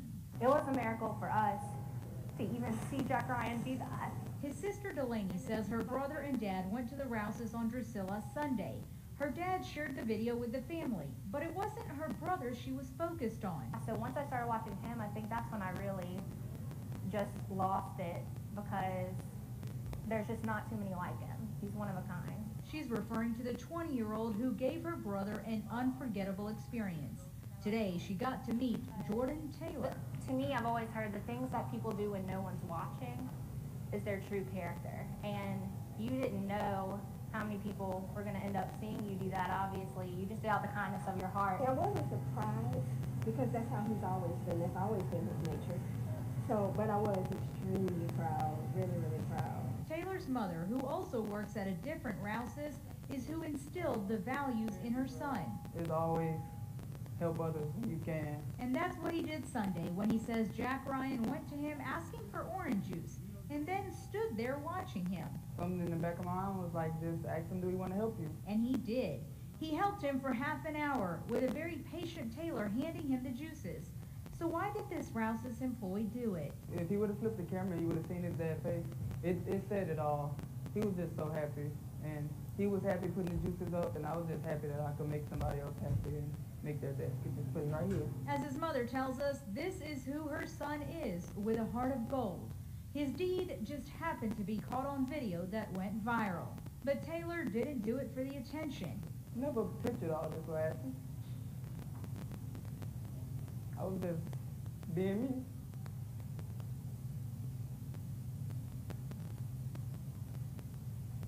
That's it. I just wanted to help somebody else out, enjoy something. Well, sometimes But just nothing. you don't need words to say what's in your heart. This smile alone says it all, as Jack Ryan and Taylor stock shelves in the cooler. All done. Good job. That's perfect. Kieran Chawla, WAFB 9 News. So as the story went public and went nationwide, everybody wanted to see what they can do to help give Jordan an opportunity to move forward. And the mayor of Baton Rouge, Mayor Sharon Weston Broom, she took a major lead and a major role in reaching out to Judge Wilson Fields. And he reached out to me and said, what can we do to help him get in college? Because that was one of the things that he wanted to do, was to go to college. And we had an opportunity to meet with Ms. Taylor and Jordan in the mayor's office and to discuss what is his next steps in moving forward. And after talking with them and learning more about them and more about what Jordan wants to do and how creative that he wanted to be and to help educate other students, after a couple days of thinking and discussing, Ms. Taylor and Jordan called me back and said, we want to go to Grambling State University. And we were very proud that they, out of all the universities he could have chosen in the nation, that he chose one of our system universities. And from there, I contacted Dr. Henderson, who he had already explained that Cammie had already started reaching out and say, hey, look, we can help. And then we got Rick on the phone, and we three-wayed Ms. Taylor in. And the professionalism that Rick and his staff showed, President Gallo and his staff showed in that time period. Because understand, this was 1 week out before school was about to start. So we went from identifying him, understanding what he needed, where he wanted to go, and had him placed in that registration. And Dr. Henderson and Dr. Gallo worked heavily in this. But it was the leadership of the mayor who kept listening to the story and said the element about the education part, him going to college, was a big thing that she attached to. And in looking at this story, we're celebrating decency is really what it's about. It's showing human decency. And in some ways, it's kind of sad that something that like that is a big story. But some days in our country, we have to be reminded that decency is the utmost thing that we must show amongst each other. Civility. And the leadership that Jordan showed in being a leader was being a leader who served. Not a leader who was boisterous, not a leader who was commanding people, but a leader who was served. And to know that we're bringing that type of character and that type of person into our system, and I'm now entrusting that person with Grambling State University. And I know that President Gallo is surrounding him with the best of his faculty to make sure that he just not survive through the college process, but to thrive through the college process. So we are pleased to share that we have Mrs. Taylor here, and we have Jordan Skyping in from Grambling State University. We did not want him to miss class, so he is joining us via Skype all the way from Grambling State University. And you're gonna see me speaking loud into the mic because that's the only way that he can hear on there. Can you hear us, Jordan? Yes, I can hear you. Thank you. Thank you for being with us and communicating in from Grambling State University, and thank you for the Grambling staff and helping him to get situated with the Skype and Cammie. Ms. Taylor, could you please step to the front of the room? And I would like to read a resolution prepared on behalf of Dr. Henderson and the board.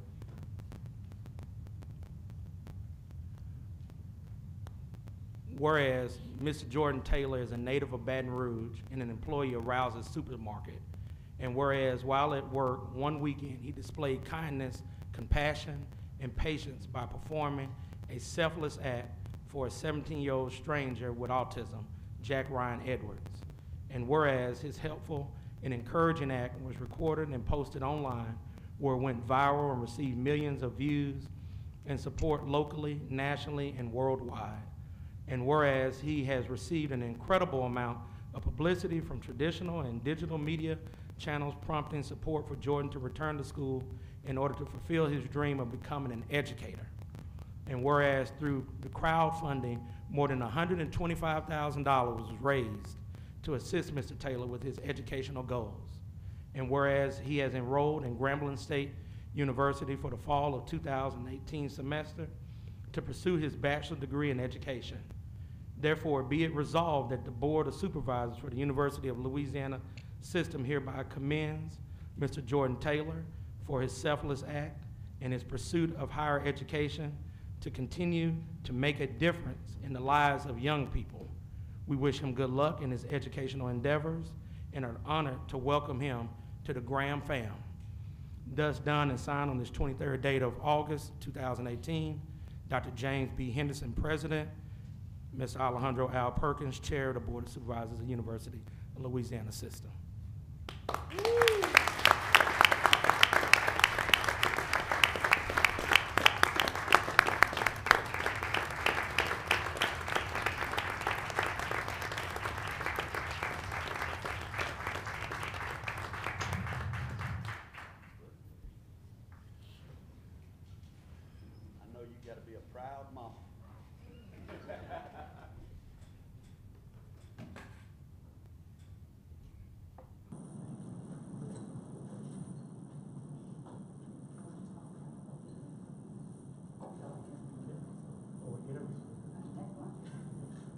Jordan? Yes. Okay. I want to make sure. As you know, you can tell your mom is very proud, but we're very proud of you being part of our system and the integrity that you have shown and the leadership that you have shown. And we want to just continue to encourage you to take that same spirit into Grambling and let your light shine wherever you go, that same spirit that you have. We know that you can tell a lot about a tree by the fruit that it produces. So I know that you have had a strong and influential mother and support system. And we just want you to continue to blossom and grow and know that you're in good hands with the University of Louisiana system at Grambling State University. Jordan, I'll add one more thing. Go to class if you can. every chance you get. Jordan, would you like to say anything at this time? Yes, I would like to thank Chairman Perkins, Dr. Henderson, and the President of Grambling State, and the entire UL system board and schools. It has been a very great week, first week of classes on campus.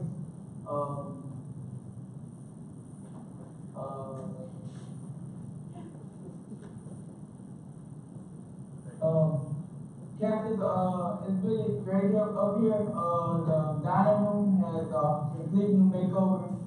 The band is back and practicing and stuff. Classes have been really great. It's very exciting for me to be back in class and stuff, learning. Grambling really have everybody as someone, because ever since I've been here, a lot of people have been helping me get my classes, make sure I know where I'm going, make sure I'm in the right class I need for all my semesters, and just helping me with anything that they can, calling me, checking on me every day. So I'm just thankful for everybody that been checking on me and calling me every day, making sure I'm in the right places, making sure I'm in the right classes.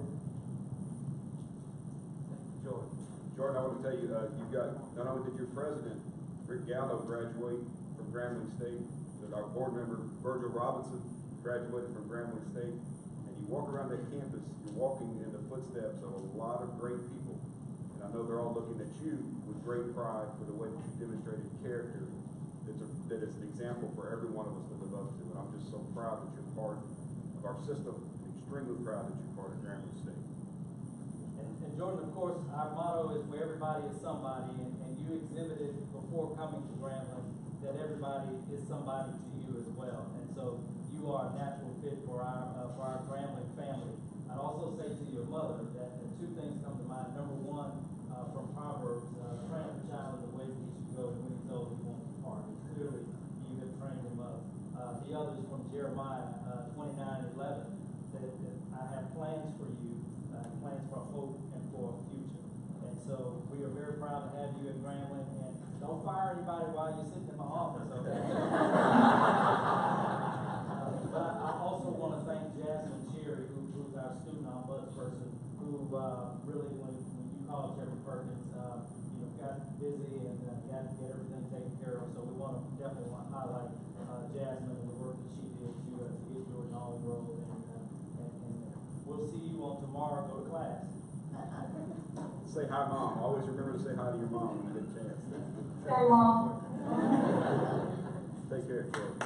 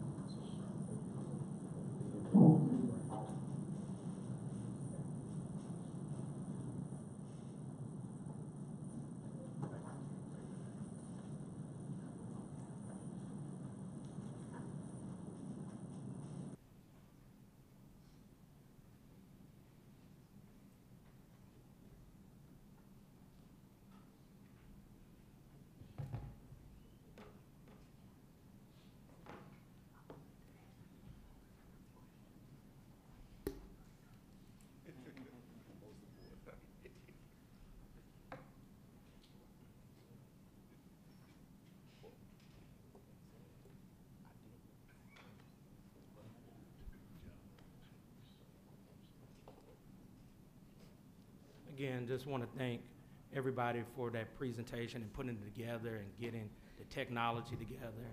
And just know as a system, we've become stronger by adding Jordan in. But not just Jordan, but any other student that has that type of character. And there are Jordans at all 9 of our universities there.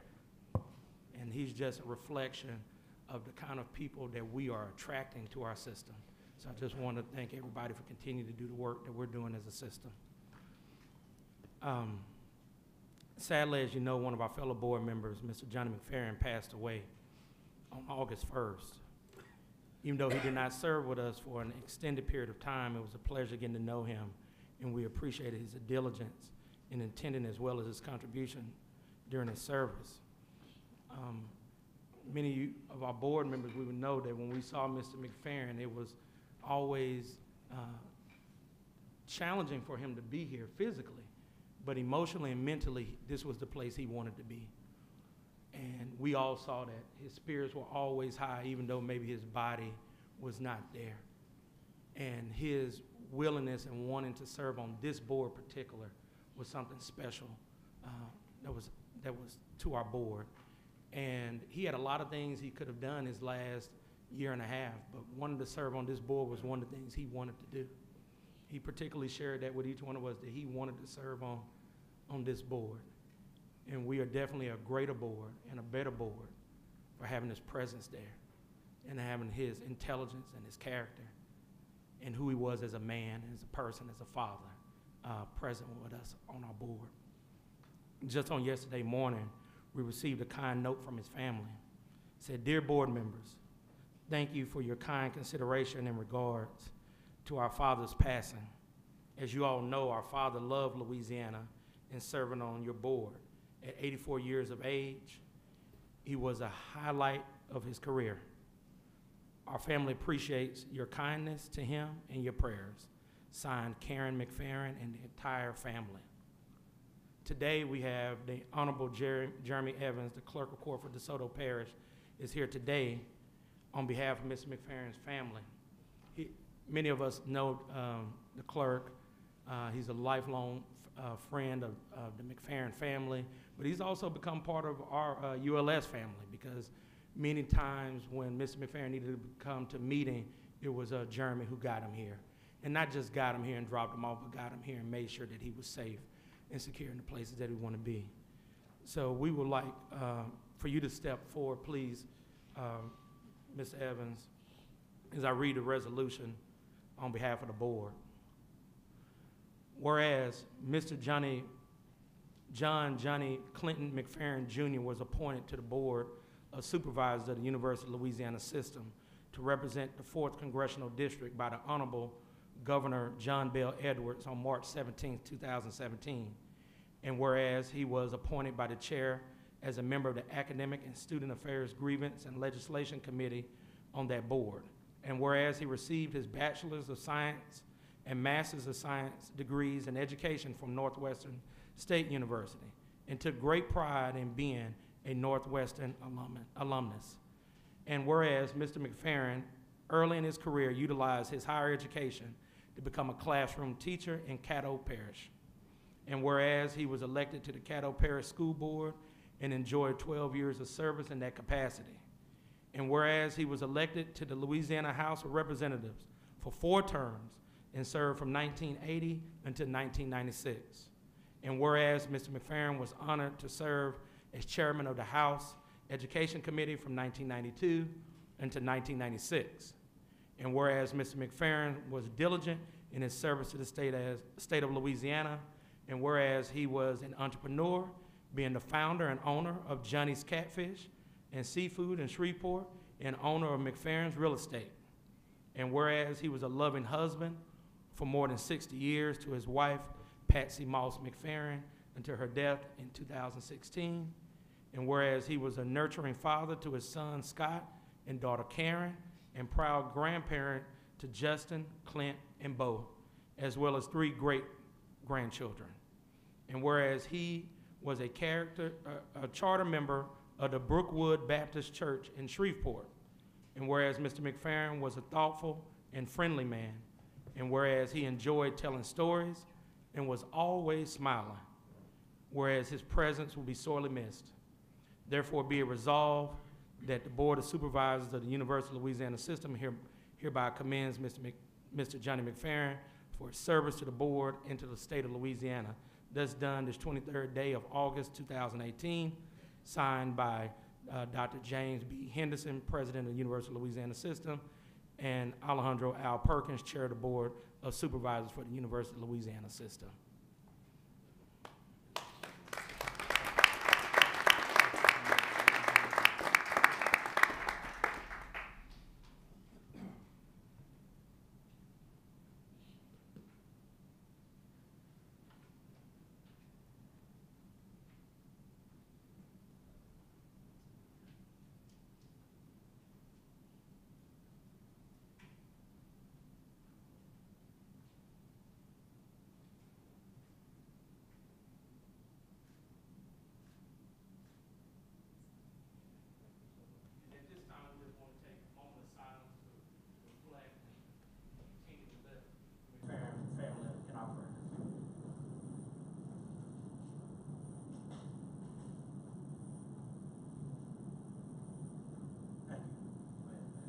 Yes, sir, please. Again, Jeremy Evans, clerk for the Southern Parish, and longtime friend of Johnny McFerrin. I just want you all to know, and staff as well, he always talked to the staff here and all the board members, how well you treated him. He needed you all as much as you needed him. His wife had predeceased him about 2 years before, and this board helped him, I think, it prolonged his life. So, you all were great to it. We appreciate you. The family appreciates you. Would you ever get this other parish, let us know. Thank you. Thank you.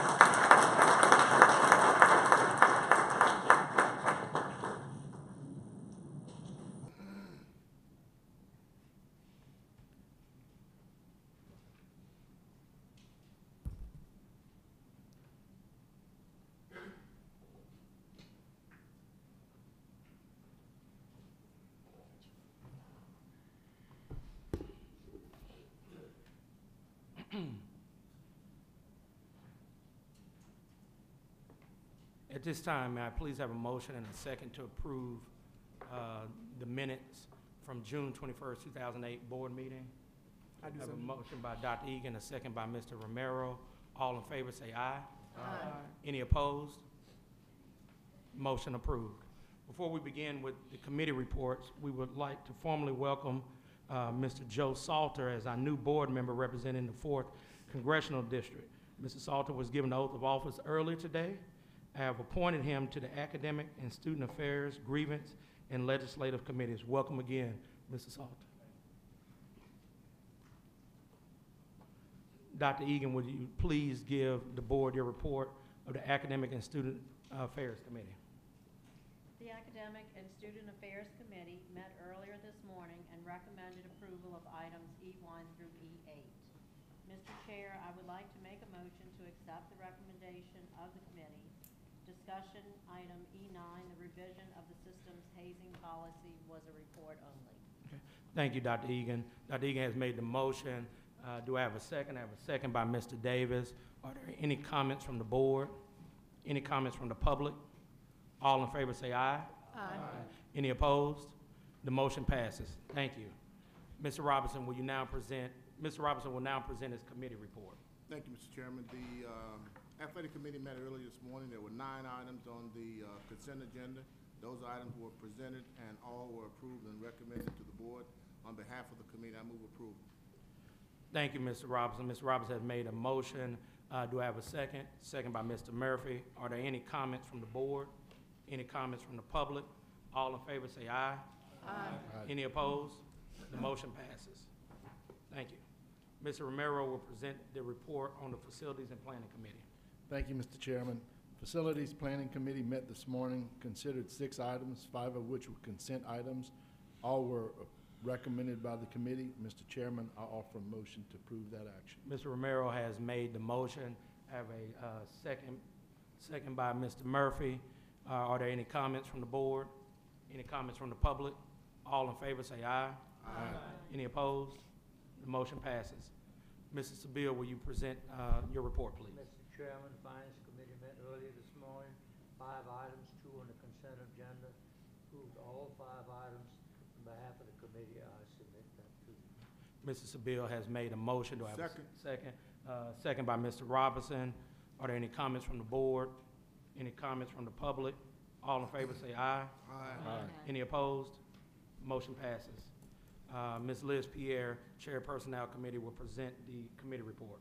Yes, Mr. Chairman, the Personnel Committee met earlier this morning with 4 items on the consent agenda. The committee approved all of those items. At this time, I would move for their acceptance by the board. Thank you, Ms. Pierre has made a motion. Do I have a second? Second by Mr. Murphy. Are there any comments from the board? Any comments from the public? All in favor say aye. Aye. Any opposed? Motion passes. Mr. Carter, Chair of the Legislation Committee, will you present your committee report? Yes, sir, Mr. Chair. The Legislation Committee met this morning. The report was information only, update on the 2018 third extraordinary session of the legislature, and no action was required. Submitted. Thank you, Mr. Carter.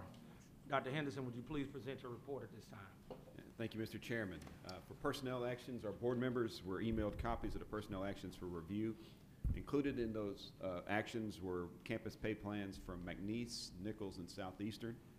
Staff has reviewed these personnel actions and recommends approval. We'll need a motion and a second, Mr. Chairman. Do I have a motion, please? Motion by Mr. Carter, second by Mr. Murphy.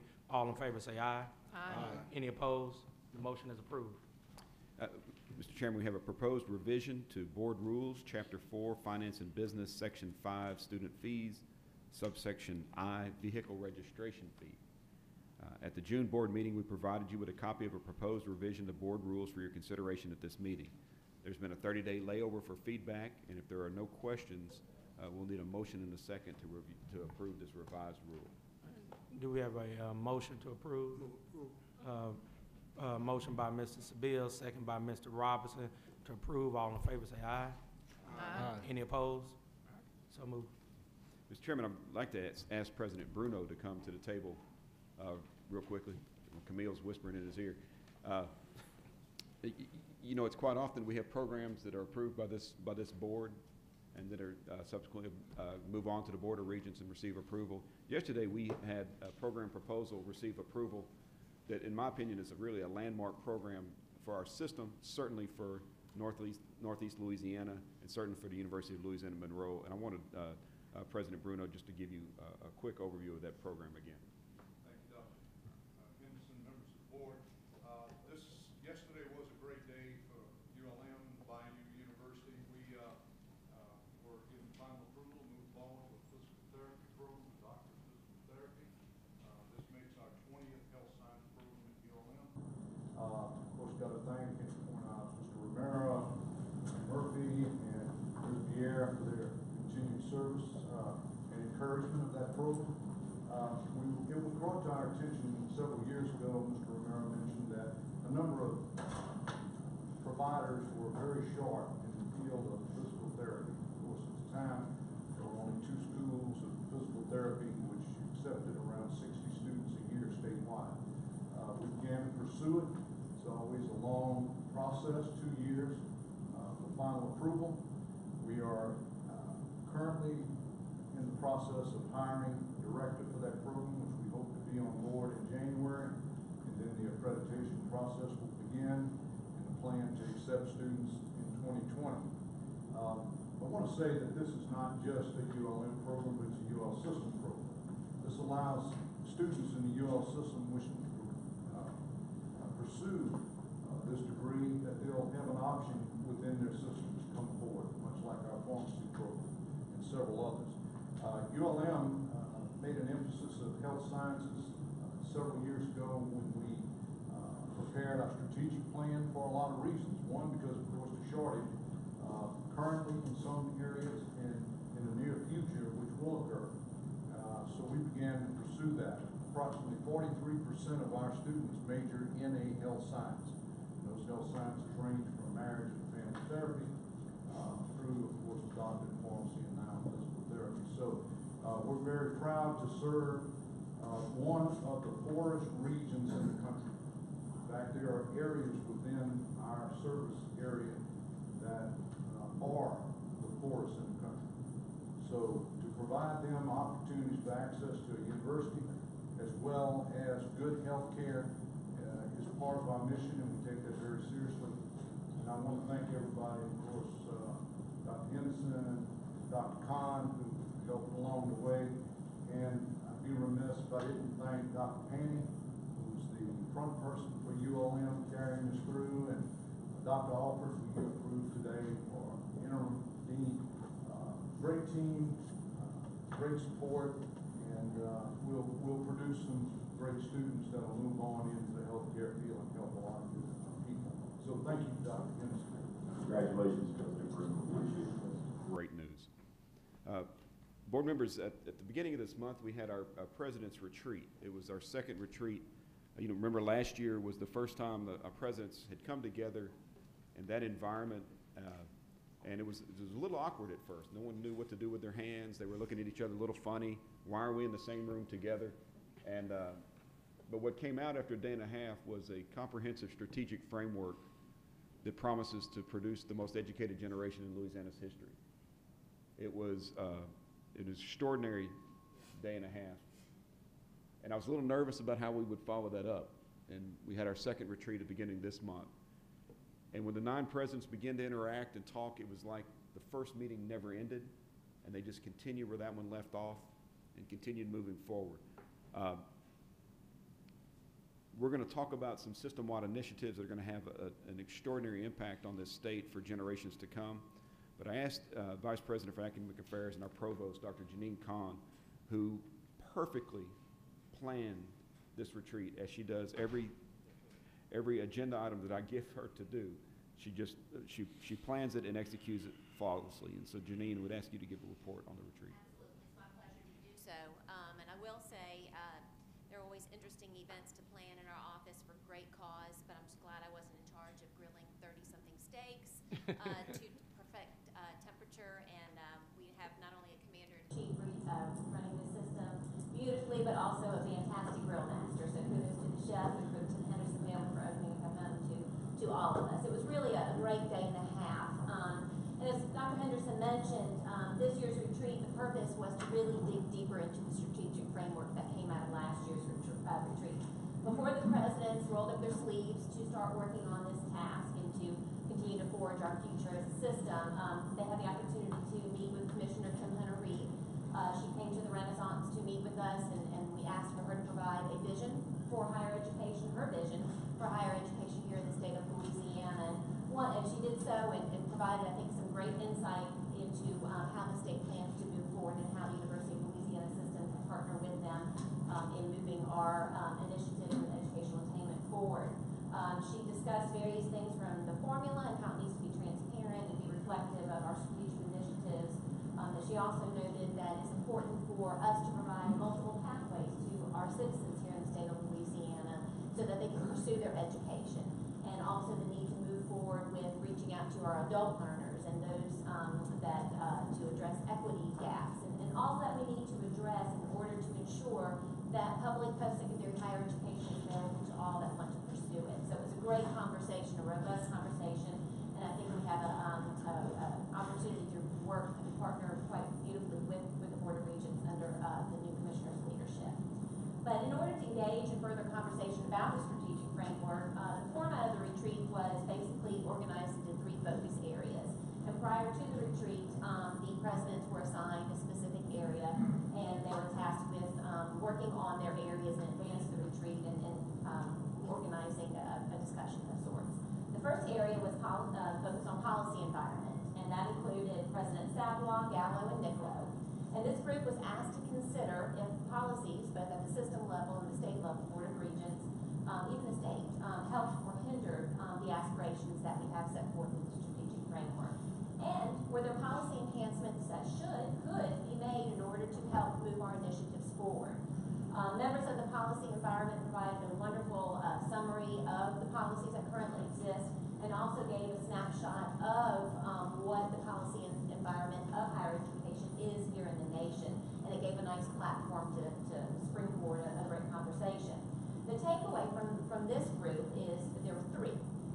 One, the committee believed that a body, a committee, a subcommittee of sorts, really needed to look at our policies to ensure they were appropriate for 2018 and moving forward, and that they were what we need in place to help guide our institutions. The second one was that the program review process, a great example is the Doctor of Physical Therapy, and congratulations again to ULM, is a long, arduous process. And are there ways that we can streamline that process in order to be more reactive to business and industry and to the student needs in the state of Louisiana, And the third is the review of restrictions that we have on our universities that maybe hold them back a little more than they should be held back. So those are the 3 takeaways from that group. The second area that was focused on is strategic reinvestment. We've heard a lot about that today, about how we have worked to stabilize funding here in the state of Louisiana for higher education, but the need to reinvest in higher education. That's been the message of the system of our 9 member institutions. In that group, we had Presidents Clune, Bruno, and Maggio, and this group was charged with helping to identify priorities for the University of Louisiana system in regards to that reinvestment that we hope to achieve, that reinvestment in higher education. From that conversation, and Edwin mentioned it earlier, there were 2 priorities that were identified unanimously by all 9 presidents. The first one is the need to really address the faculty and staff salaries in order to recruit, retain, and to just keep our best and our brightest here in the state, to get more best and brightest, and that was identified as the main priority. The second one was addressing deferred maintenance and infrastructure needs that are critically needed in order to make our campuses continue to run structurally. And the third and last area that we focused on was stewardship, and that was a group that was held up by Presidents Virgil, Crane, and Geis. And this group was tasked with figuring out ways in which the UL system and its member institutions could be more responsible stewards. And what that means is how can we better exchange with our constituents, faculty, staff, students on the campus, as well as the community, our legislators, and parents and the students themselves. And how can we as institutions become even more efficient and effective in what we do? And it was decided that in order to do that, there are some things that we need to do and should do. One was redefine transparency.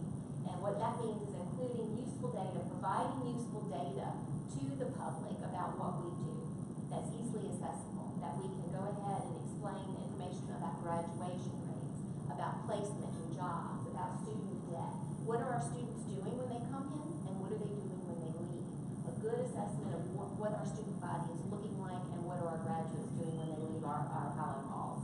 And the second was providing easily easily accessible key points on the website and other venues in regards to, from a system level, the cost per student, what our tuition and fees are, and what the state effort is, to make it very clear and concise so that anybody can see. We're very transparent in the information that we provide. So in the coming months, what I think you'll find is that we will work to make these ideas, these discussion points that result from the retreat into reality. And as we did with the strategic framework and the presidents did with the strategic framework last year. And so that we can continue to move to tip that scale and to our benefit, to the benefit of our students and to the state of Louisiana. So I think it was a great conversation, and I'm sure Dr. Henderson has a few other things to point out as well. Dr. Cobb, thank you very much, and to our presidents, thank you for engaging in that work. It's always difficult to get away from the campus for a day and a half, and for the second year in a row, you've done very thoughtful work leading up to the retreat, and then the product that comes, the work product that comes from us collaborating together is essential. It was that work product, I think, that led to a very successful year for us this last year. As we go forward, all of this is done in the context of the strategic framework. And the root of that framework, again, is to produce that most educated generation in Louisiana's history. Underlying that is a need for us to serve populations that have long been underserved in Louisiana. Those are populations of color. Those are populations from rural areas. Those are populations from lower socioeconomic backgrounds, students that have long been denied access to quality higher education. And we know that if we're going to diversify our student body, if we're going to reach diverse populations, we have to have management teams that are reflective of those populations. We know that we have to have cultures that are inclusive in nature. And we know that we need help to achieve that. It's not something that just happens as a matter of saying we want to do it. We have to be very purposeful in our work to ensure that that happens. I had a great opportunity in February of this year to attend a luncheon. Everyone was wearing red. I was even wearing red that day. It was at the Hilton. It was the Deltas. It's a sorority that exists on most of our campuses, and they had their statewide day of celebration. And they had a speaker that just captivated every person in the room. I've never been more impressed with the talk that I heard on the issues she was talking about: achievement, about perseverance, about accomplishing goals. Fast forward to just earlier this week, I met with a very prominent businessman. We were just talking about what we were trying to accomplish as a system. He was talking about what his ideas would be for the state. And the idea of diversity came up. And I said, it's one of those things we can talk about, because we always talk about diversity as a moral imperative. But it also happens to be a business imperative. And when the two of those are inextricably linked, you've really got a perfect storm to achieve something. He goes, I agree. He goes, we talk about that in my company, a major industrial company. In fact, we had a lady come speak to us not too long ago who used to work for General Electric. And I said, Deb Elam? He said, yeah, as a matter of fact, it was Deb Elam, who happened to be the person who gave that speech to the Deltas. Deb is a former vice president, executive vice president for General Electric, and president of the General Electric Foundation. She is a New Orleans native. She has a company called Corporate Playbook. This summer, system staff met with Ms. Elam to discuss diversity and inclusion throughout our system, and we're excited to partner with Deb to perform a needs assessment across all of our campuses to develop a multi-year plan to address a culture of inclusion on our campuses. Our idea is to do a couple of things. One, it's to ensure that we have teams and cultures that are inclusive in nature, but that especially academic professionals outside of Louisiana look to this system as a destination, as a place that they want to be a part of, that we want to set the model for diversity and inclusion and completion for all populations. I couldn't be more excited about this work. We talked about it extensively in February at our board retreat, and I wanted you to know that some concrete action is being taken to achieve something that's very, very meaningful. I hope you'll be very proud of. Next, another population that we want to serve is the 1.5 million adults in Louisiana that have some college but no college degree. Been doing a lot of work this month of July when this building seemed to be empty for some reason. I don't know, everyone was tired of being in Baton Rouge for a while. Did a lot of research and some writing on the future of work. And the future of work may be a relatively new idea to you, but it's something that it's vitally important. I'll give you some examples. 60% of the work currently done in the United States today can be automated. With advances in technology and the emergence of artificial intelligence and machine learning and robotics, the nature of work itself is changing. You see it happen. I see a lot of us have these phones around us. And you think about how this phone has transformed the nature of work. You think about executive assistants, and I have one of the best in the business in Sandra Green. Executive assistants 10 years ago, 15 years ago, their chief role was to type cards to go in a Rolodex, right? But today, executive assistants are making strategic decisions on the spot that shape the future of an organization. Sandra daily makes priority decisions on my schedule. I have to have someone that helps me, that can make strategic decisions, that can think critically, that can solve problems. And so it shouldn't be a surprise that while 19% of executive assistants today have a bachelor's degree, 65% of the openings for executive assistants require a bachelor's degree. You see, technology takes all the predictable tasks and eliminates them. Those can be done. They're predictable. It's those higher level thinking skills that are going to be absolutely necessary. And we have to have a workforce that is adaptable, that can think critically, that can be creative, that can work as teams if we're going to be successful in the future of work, if we're going to be competitive in the future of work. And so I would like to ask this 3-person team here, and by the way, if you want to know who the best 4-person team in Louisiana is, it's Janine, Claire, and Cammie, and any other person would be the best 4-person team. They have done extraordinary work with an adult learning task force, and I'd like for them to unveil to you Compete Louisiana. Thank you. We're so excited to introduce you to a new brand. You're seeing in front of you Compete Louisiana. This is going to be our adult learner initiative, and we're going to go into some detail, but I'm going to start just by introducing you to this mark. And we approached an agency about creating a mark that was clean and approachable and not intimidating, because we're going after students who have been out of school for a while. And you'll see the C is reflective of a refresh symbol. If you're on your computer and you need your computer refreshed, you click that symbol. So we thought that was a neat representation, and there's a lot of really cool ways to use that symbol in future marketing utilities. And then the Powered by the Universities of Louisiana is kind of our nod that this is going to be a big program, and we're going to bring this to scale, and other schools and programs from outside of our institutions are going to want to be a part. So it's really exciting. Here's the this is the worst slide of the whole presentation, so I apologize. Glamour Shots had a deal that day, three for price of one. We all chose to wear something differently today, so we're wearing our alternate outfit. But we've been working on this project together for a couple months, and it's been taking shape, and we're super excited. So now I'm going to turn it over to Claire to give you the real meat of it. Thank you. So the Compete Louisiana program starts from the premise, as Dr. Henderson just said, that higher education matters more today than it ever has before. It's closely tied to inter and intra-generational social and economic mobility.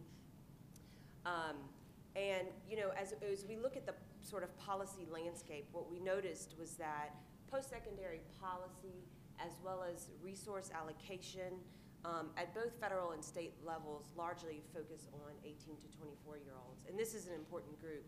We're not here to deny that.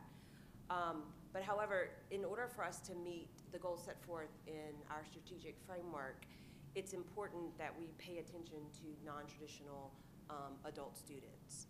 And Louisiana has a large latent adult learner market. 71% of our population has no degree. And as you drill down just a little bit further and you look at this by race, only 1 in 5 African Americans and Hispanics ages 25 to 64 hold a degree. So we have our work cut out for us. Given these trends, it's not surprising that there's a national there are national and statewide efforts focused on increasing educational attainment for the adult learner. For example, at the state level, Board of Regents is looking at policy to support adult learners. LCTCS also has initiatives that target adult learners. And we see these efforts as complementary to our project goals. So there's two primary project goals associated with Compete Louisiana. The first is to re-engage Louisiana adults with some college credit and provide them with support structures that will assist them with obtaining a credential of value.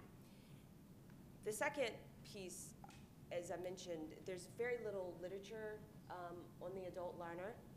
There's very few policies that are in place to support them. And the literature that we did find, it assumed that the adult learner was this monolithic group. And we know that there are differences between an adult learner, single mother who has children and needs to go back to get a credential of value compared to an empty nester who would like to go back and add some value to their lives. And so we hope that this project will help inform statewide and national models aimed at increasing post-secondary access and success for adult learners. So the project is comprised of 4 elements: system navigation and support, targeted outreach, recruitment and re-enrollment, engaging business and industry, program evaluation and assessment. And we'll take a couple moments to go through each of these. The first area has 5 components in regards to system navigation and support. We have created, which I'll go over in, a little more in depth in a minute, a University of Louisiana Adult Learner Task Force to help us with this endeavor. We have an outreach marketing component, Compete Louisiana coaches, professional development opportunities, and a selection of pilot institutions to launch this initiative. So the Compete Louisiana Adult Learner Task Force, of course, you know, we don't sit on the 7th floor, the penthouse, and dream these big dreams. We dream these big dreams, but with Empower in partnership with our member institutions. And so we are very fortunate to have such great talent on all of the campuses, and we asked the campuses to identify a representative to help us with this initiative. This is something that will help support the campuses. This is not something that we're doing to replace what they do. These will be their students, but we are going to help them and empower them even more so to hopefully draw in that population of adult learners with some college. And so here's a listing of the 9 folks that have dedicated their time to this. We had an initial meeting earlier this summer to introduce them, just like we're doing to you, to the concept of Compete Louisiana, and to get feedback. And also to do kind of an inventory scan, or environmental scan of what's going on the campuses currently in regards to adult learners and online learning and all of those elements that will factor into this. And it was a great conversation. I mean, there's such energetic and positive individuals that really had a lot of information to share. And so we will continue to work with these individuals and lean on these individuals as we move forward with this task. We also have had the opportunity to speak with our colleagues across the state. Initiatives similar to this have been implemented in the state of Louisiana, state of Mississippi, and in Florida.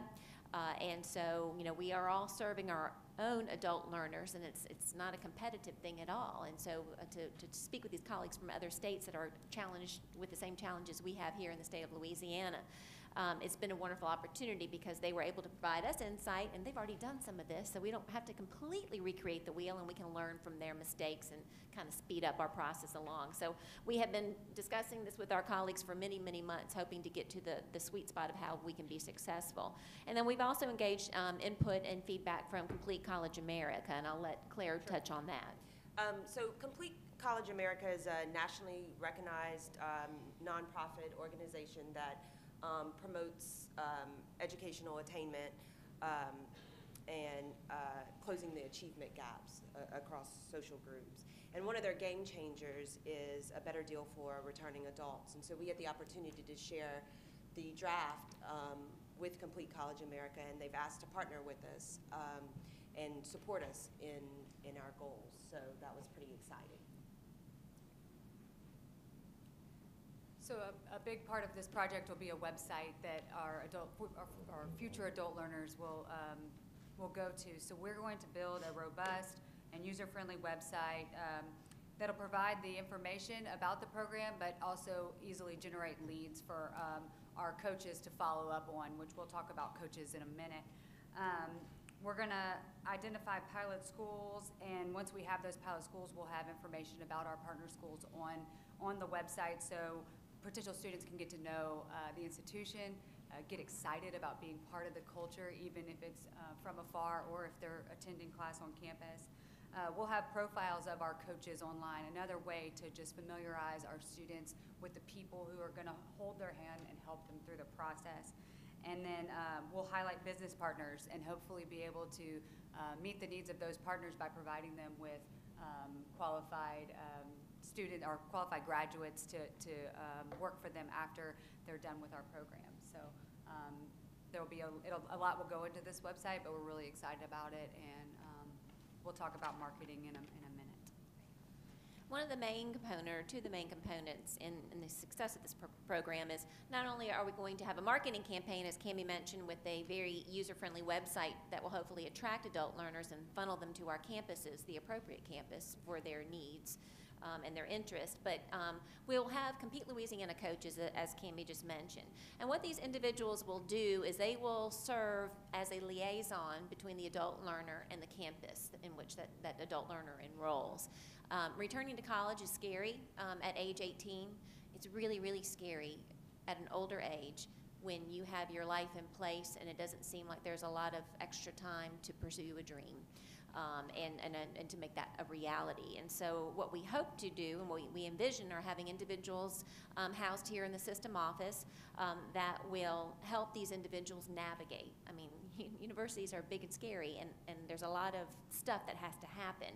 And so to have that high-touch concierge service that's provided throughout the duration of that individual's career on a campus, not just at the beginning, but all the way until here's your congratulations, here's your diploma.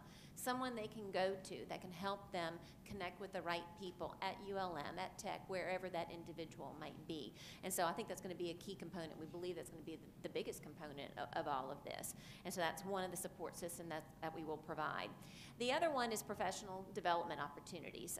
Over the years, since I've been at the system, we've had some wonderful initiatives that have focused on very important topics. And the conference, for example, and other risk management type things and hazing that have happened over the summer. And the information is great that is obtained, but it's the connection of those individuals from across the state coming together to share ideas, to commiserate, and to learn together and create even a stronger network. And so what we would like to do is provide professional development opportunities as a system, and bring in national prominent individuals to talk about the challenges of adult learners, how do you service adult learners. So you have that professional piece, that educational piece, I guess you could say, but also for these individuals from our 9 campuses to meet together and discuss this initiative and the ways in which they're serving and servicing the adult learners in their region. And so those are the 2 elements that we're going to provide in regards to support. The other piece is the pilot institutions. In your packet, there is a concept paper. You don't need to pull it out now, but maybe put it on your pillow later on for this evening if you have trouble sleeping. But on the last couple of pages, there's a timeline. We have a very aggressive timeline to roll this out.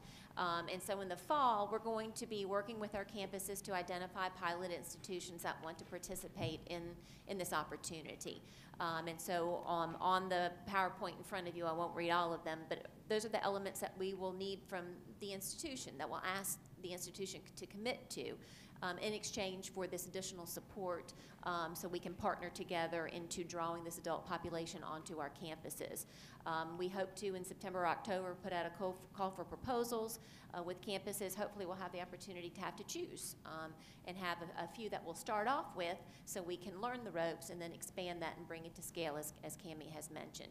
But basically is a commitment to have designated staff on the campus to work with that that coach, that Compete Louisiana coach, to have infrastructure in place, IT support in place to help these individuals, to have degree mapping that will show a very clear pathway to these adult learners on the way in which they can achieve their degree requirements and complete them in a timely fashion so they can have that diploma in hand, and the other bullet points that are listed there.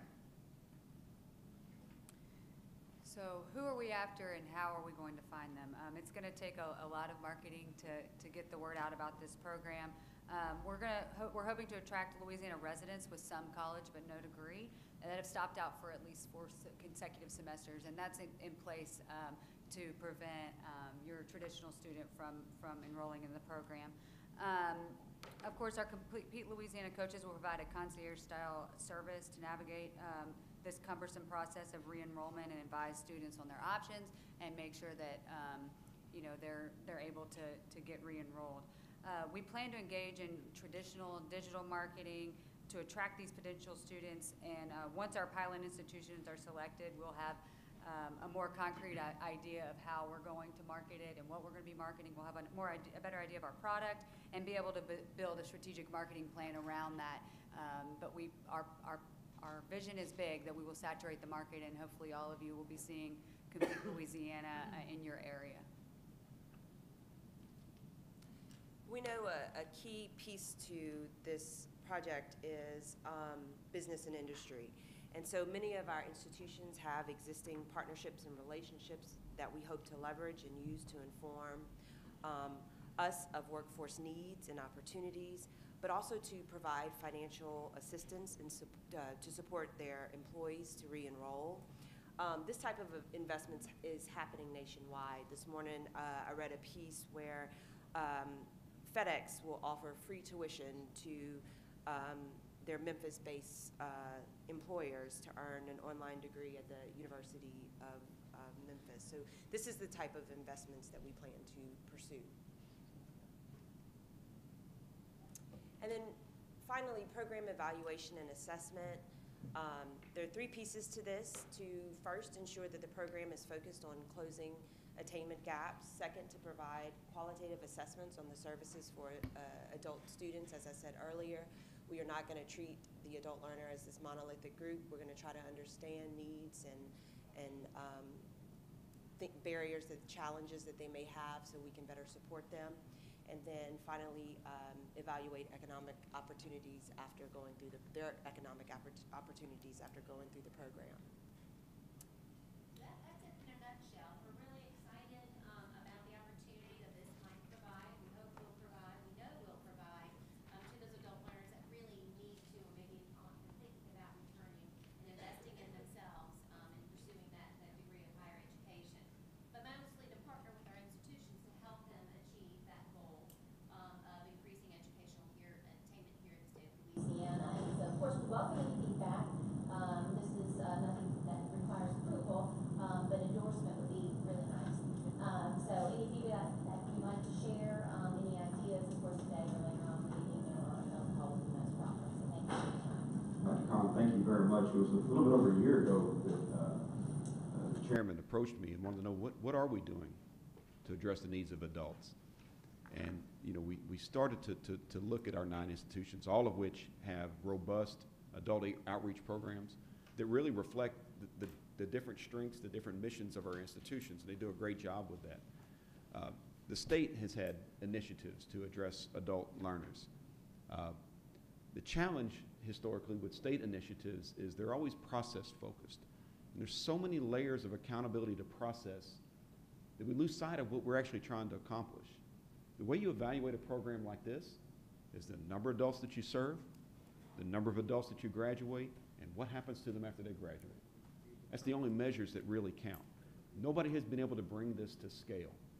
Well, we're going to bring it to scale because there's this vast blue ocean of fish where nobody's fishing.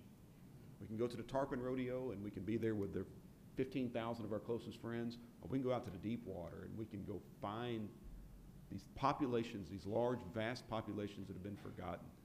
I want to thank Jay Kloon for arranging a trip to the University of West Florida. I will tell you that when I was in the need for a graduate degree, I went online to this relatively new thing called online learning, and I stumbled across the University of West Florida. And that's where I got my master's degree. Had no idea that about 15 years later I would meet a guy named Jay Clune who worked at the University of West Florida. And I certainly had no idea that he would introduce me to one of my key faculty members who I had never met in person, Dr. Karen Rasmussen, who actually created the Complete Florida Initiative. And so, Jay, I want to thank you for that. I couldn't be more excited about this initiative. More importantly, the way it's going to move the needle for Louisianans and give them the empowerment to control their destiny in an ever-changing economy. So if there's any questions or comments, we'd certainly be open to those. Just want to thank you guys again, and thank you, Dr. Henderson, for listening to the concerns of board members and actually taking action on it and to be able to see it. And I'm looking forward to seeing what the numbers are going to be and how this is going to play out and look. And I think all of our universities will get a benefit from it. Thank you, guys. And Mr. Chairman, this couldn't be possible if these 9 presidents and their teams didn't buy in. And this task force that represents their universities are doing extraordinary work. And we bring them together, we can leverage that in a systemic way and really move the needle. So thank you three very, very much. I asked Ms. Calais to come back to the table. She's been a little bit busy. During the legislative session, the legislature passed what unfortunately became Act 666. It's just a numbering system that works as it works, right? But Act 666 started as a bill to expand, broaden, or to better define freedom of speech at our university campuses. Our system, in collaboration with our member institutions, is developing a free speech policy for your consideration. It'll be presented to the board for adoption at the next meeting. Several of our universities already have policies that are close to being in compliance with the new statute, with just some minor adjustments. We've drafted a preamble that I believe properly defines our universities as bastions of free expression. There's nothing that is more central to the idea of a university than freedom of expression.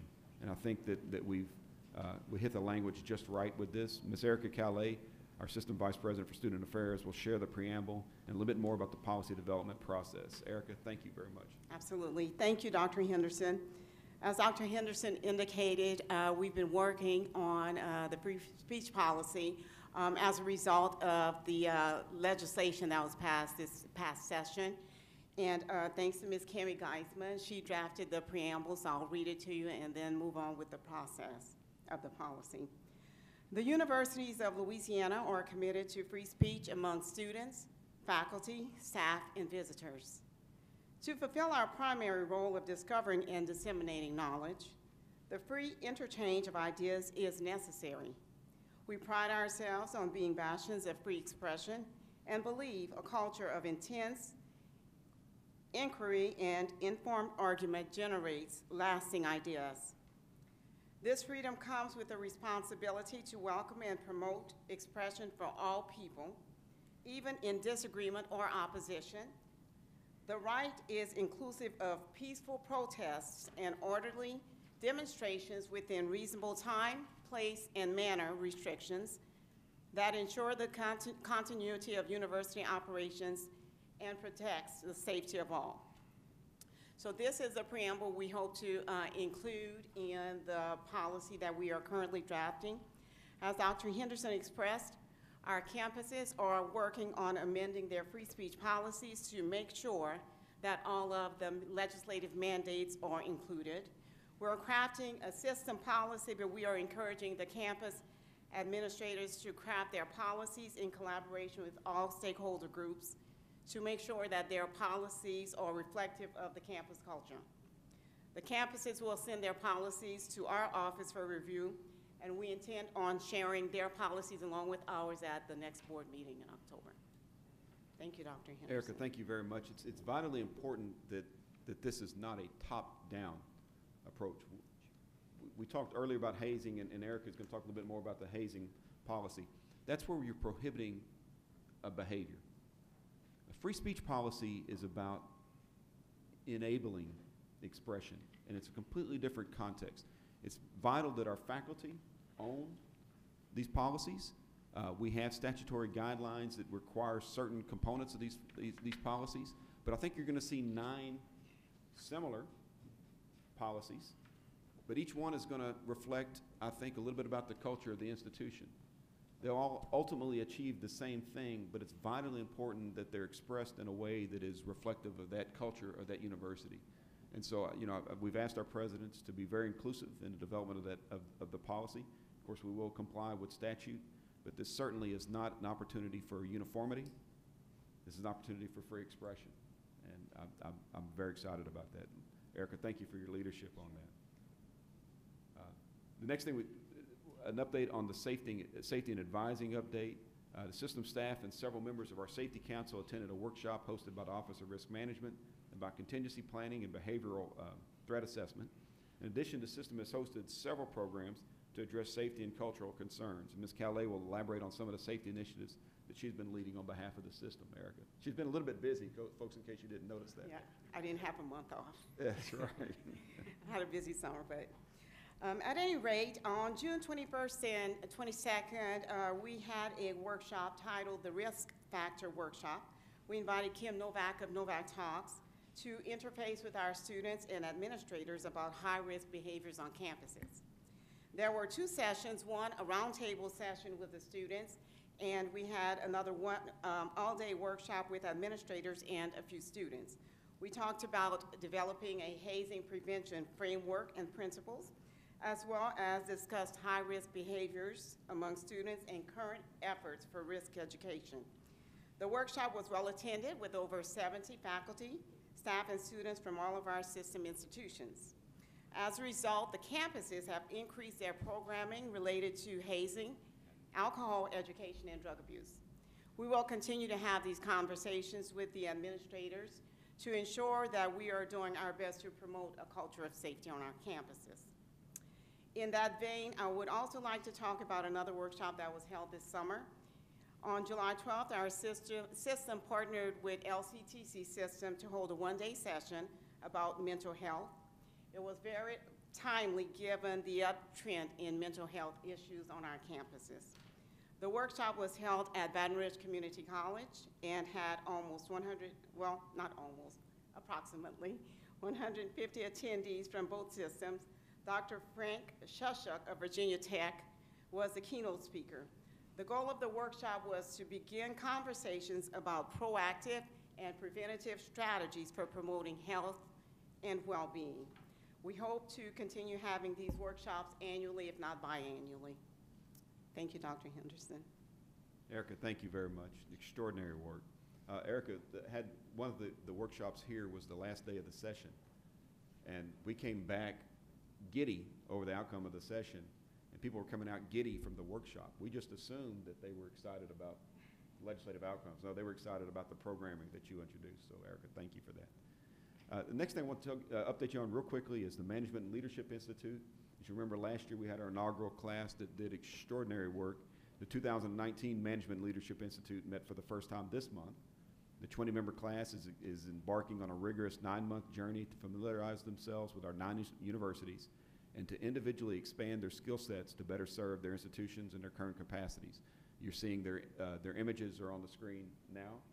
You see it as an extraordinarily diverse class, both demographically and experientially, and I'm excited about what they're going to be able to accomplish. Dr. Caprice Ayu has done an extraordinary job with the program, and she'll be calling on board members to visit with the class throughout the year as she did last year. We have a few of the ML&I participants in the room today, and if you don't mind, I'd ask you to stand when I call your name. Dr. Julia Letlow from ULM. Julia.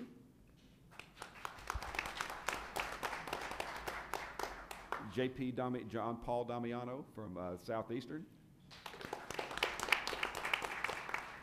Michael Buckles from McNeese.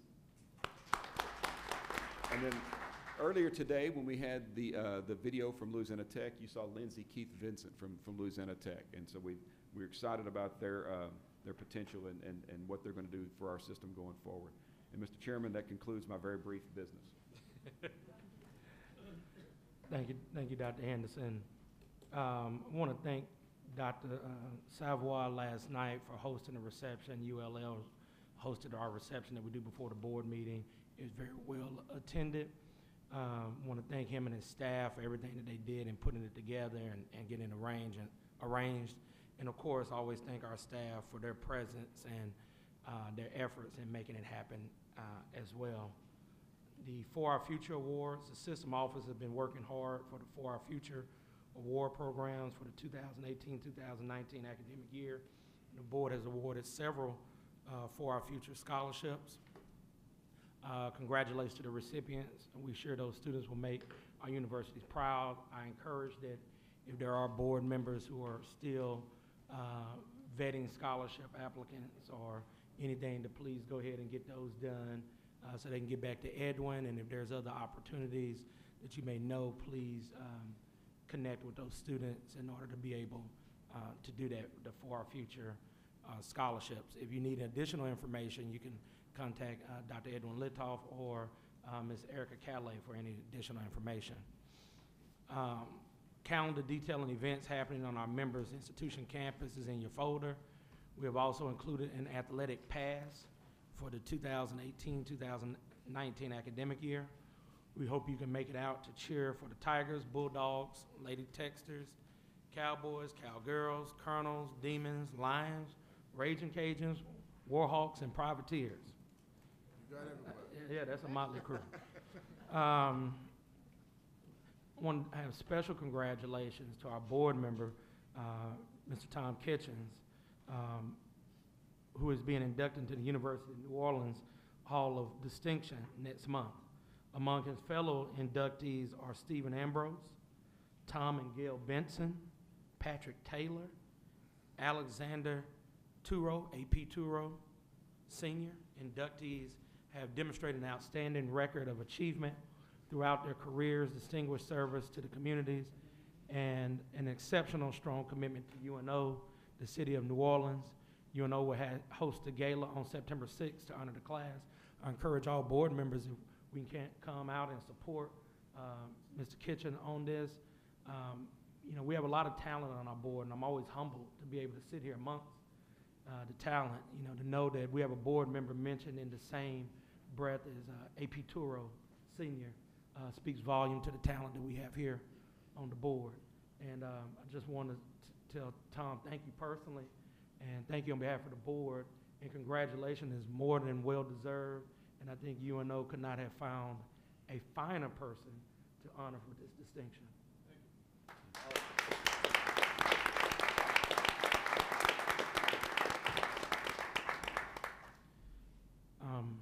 The board, one more thing before we go, I just wanted to personally thank the Grambling State University Alumni Association.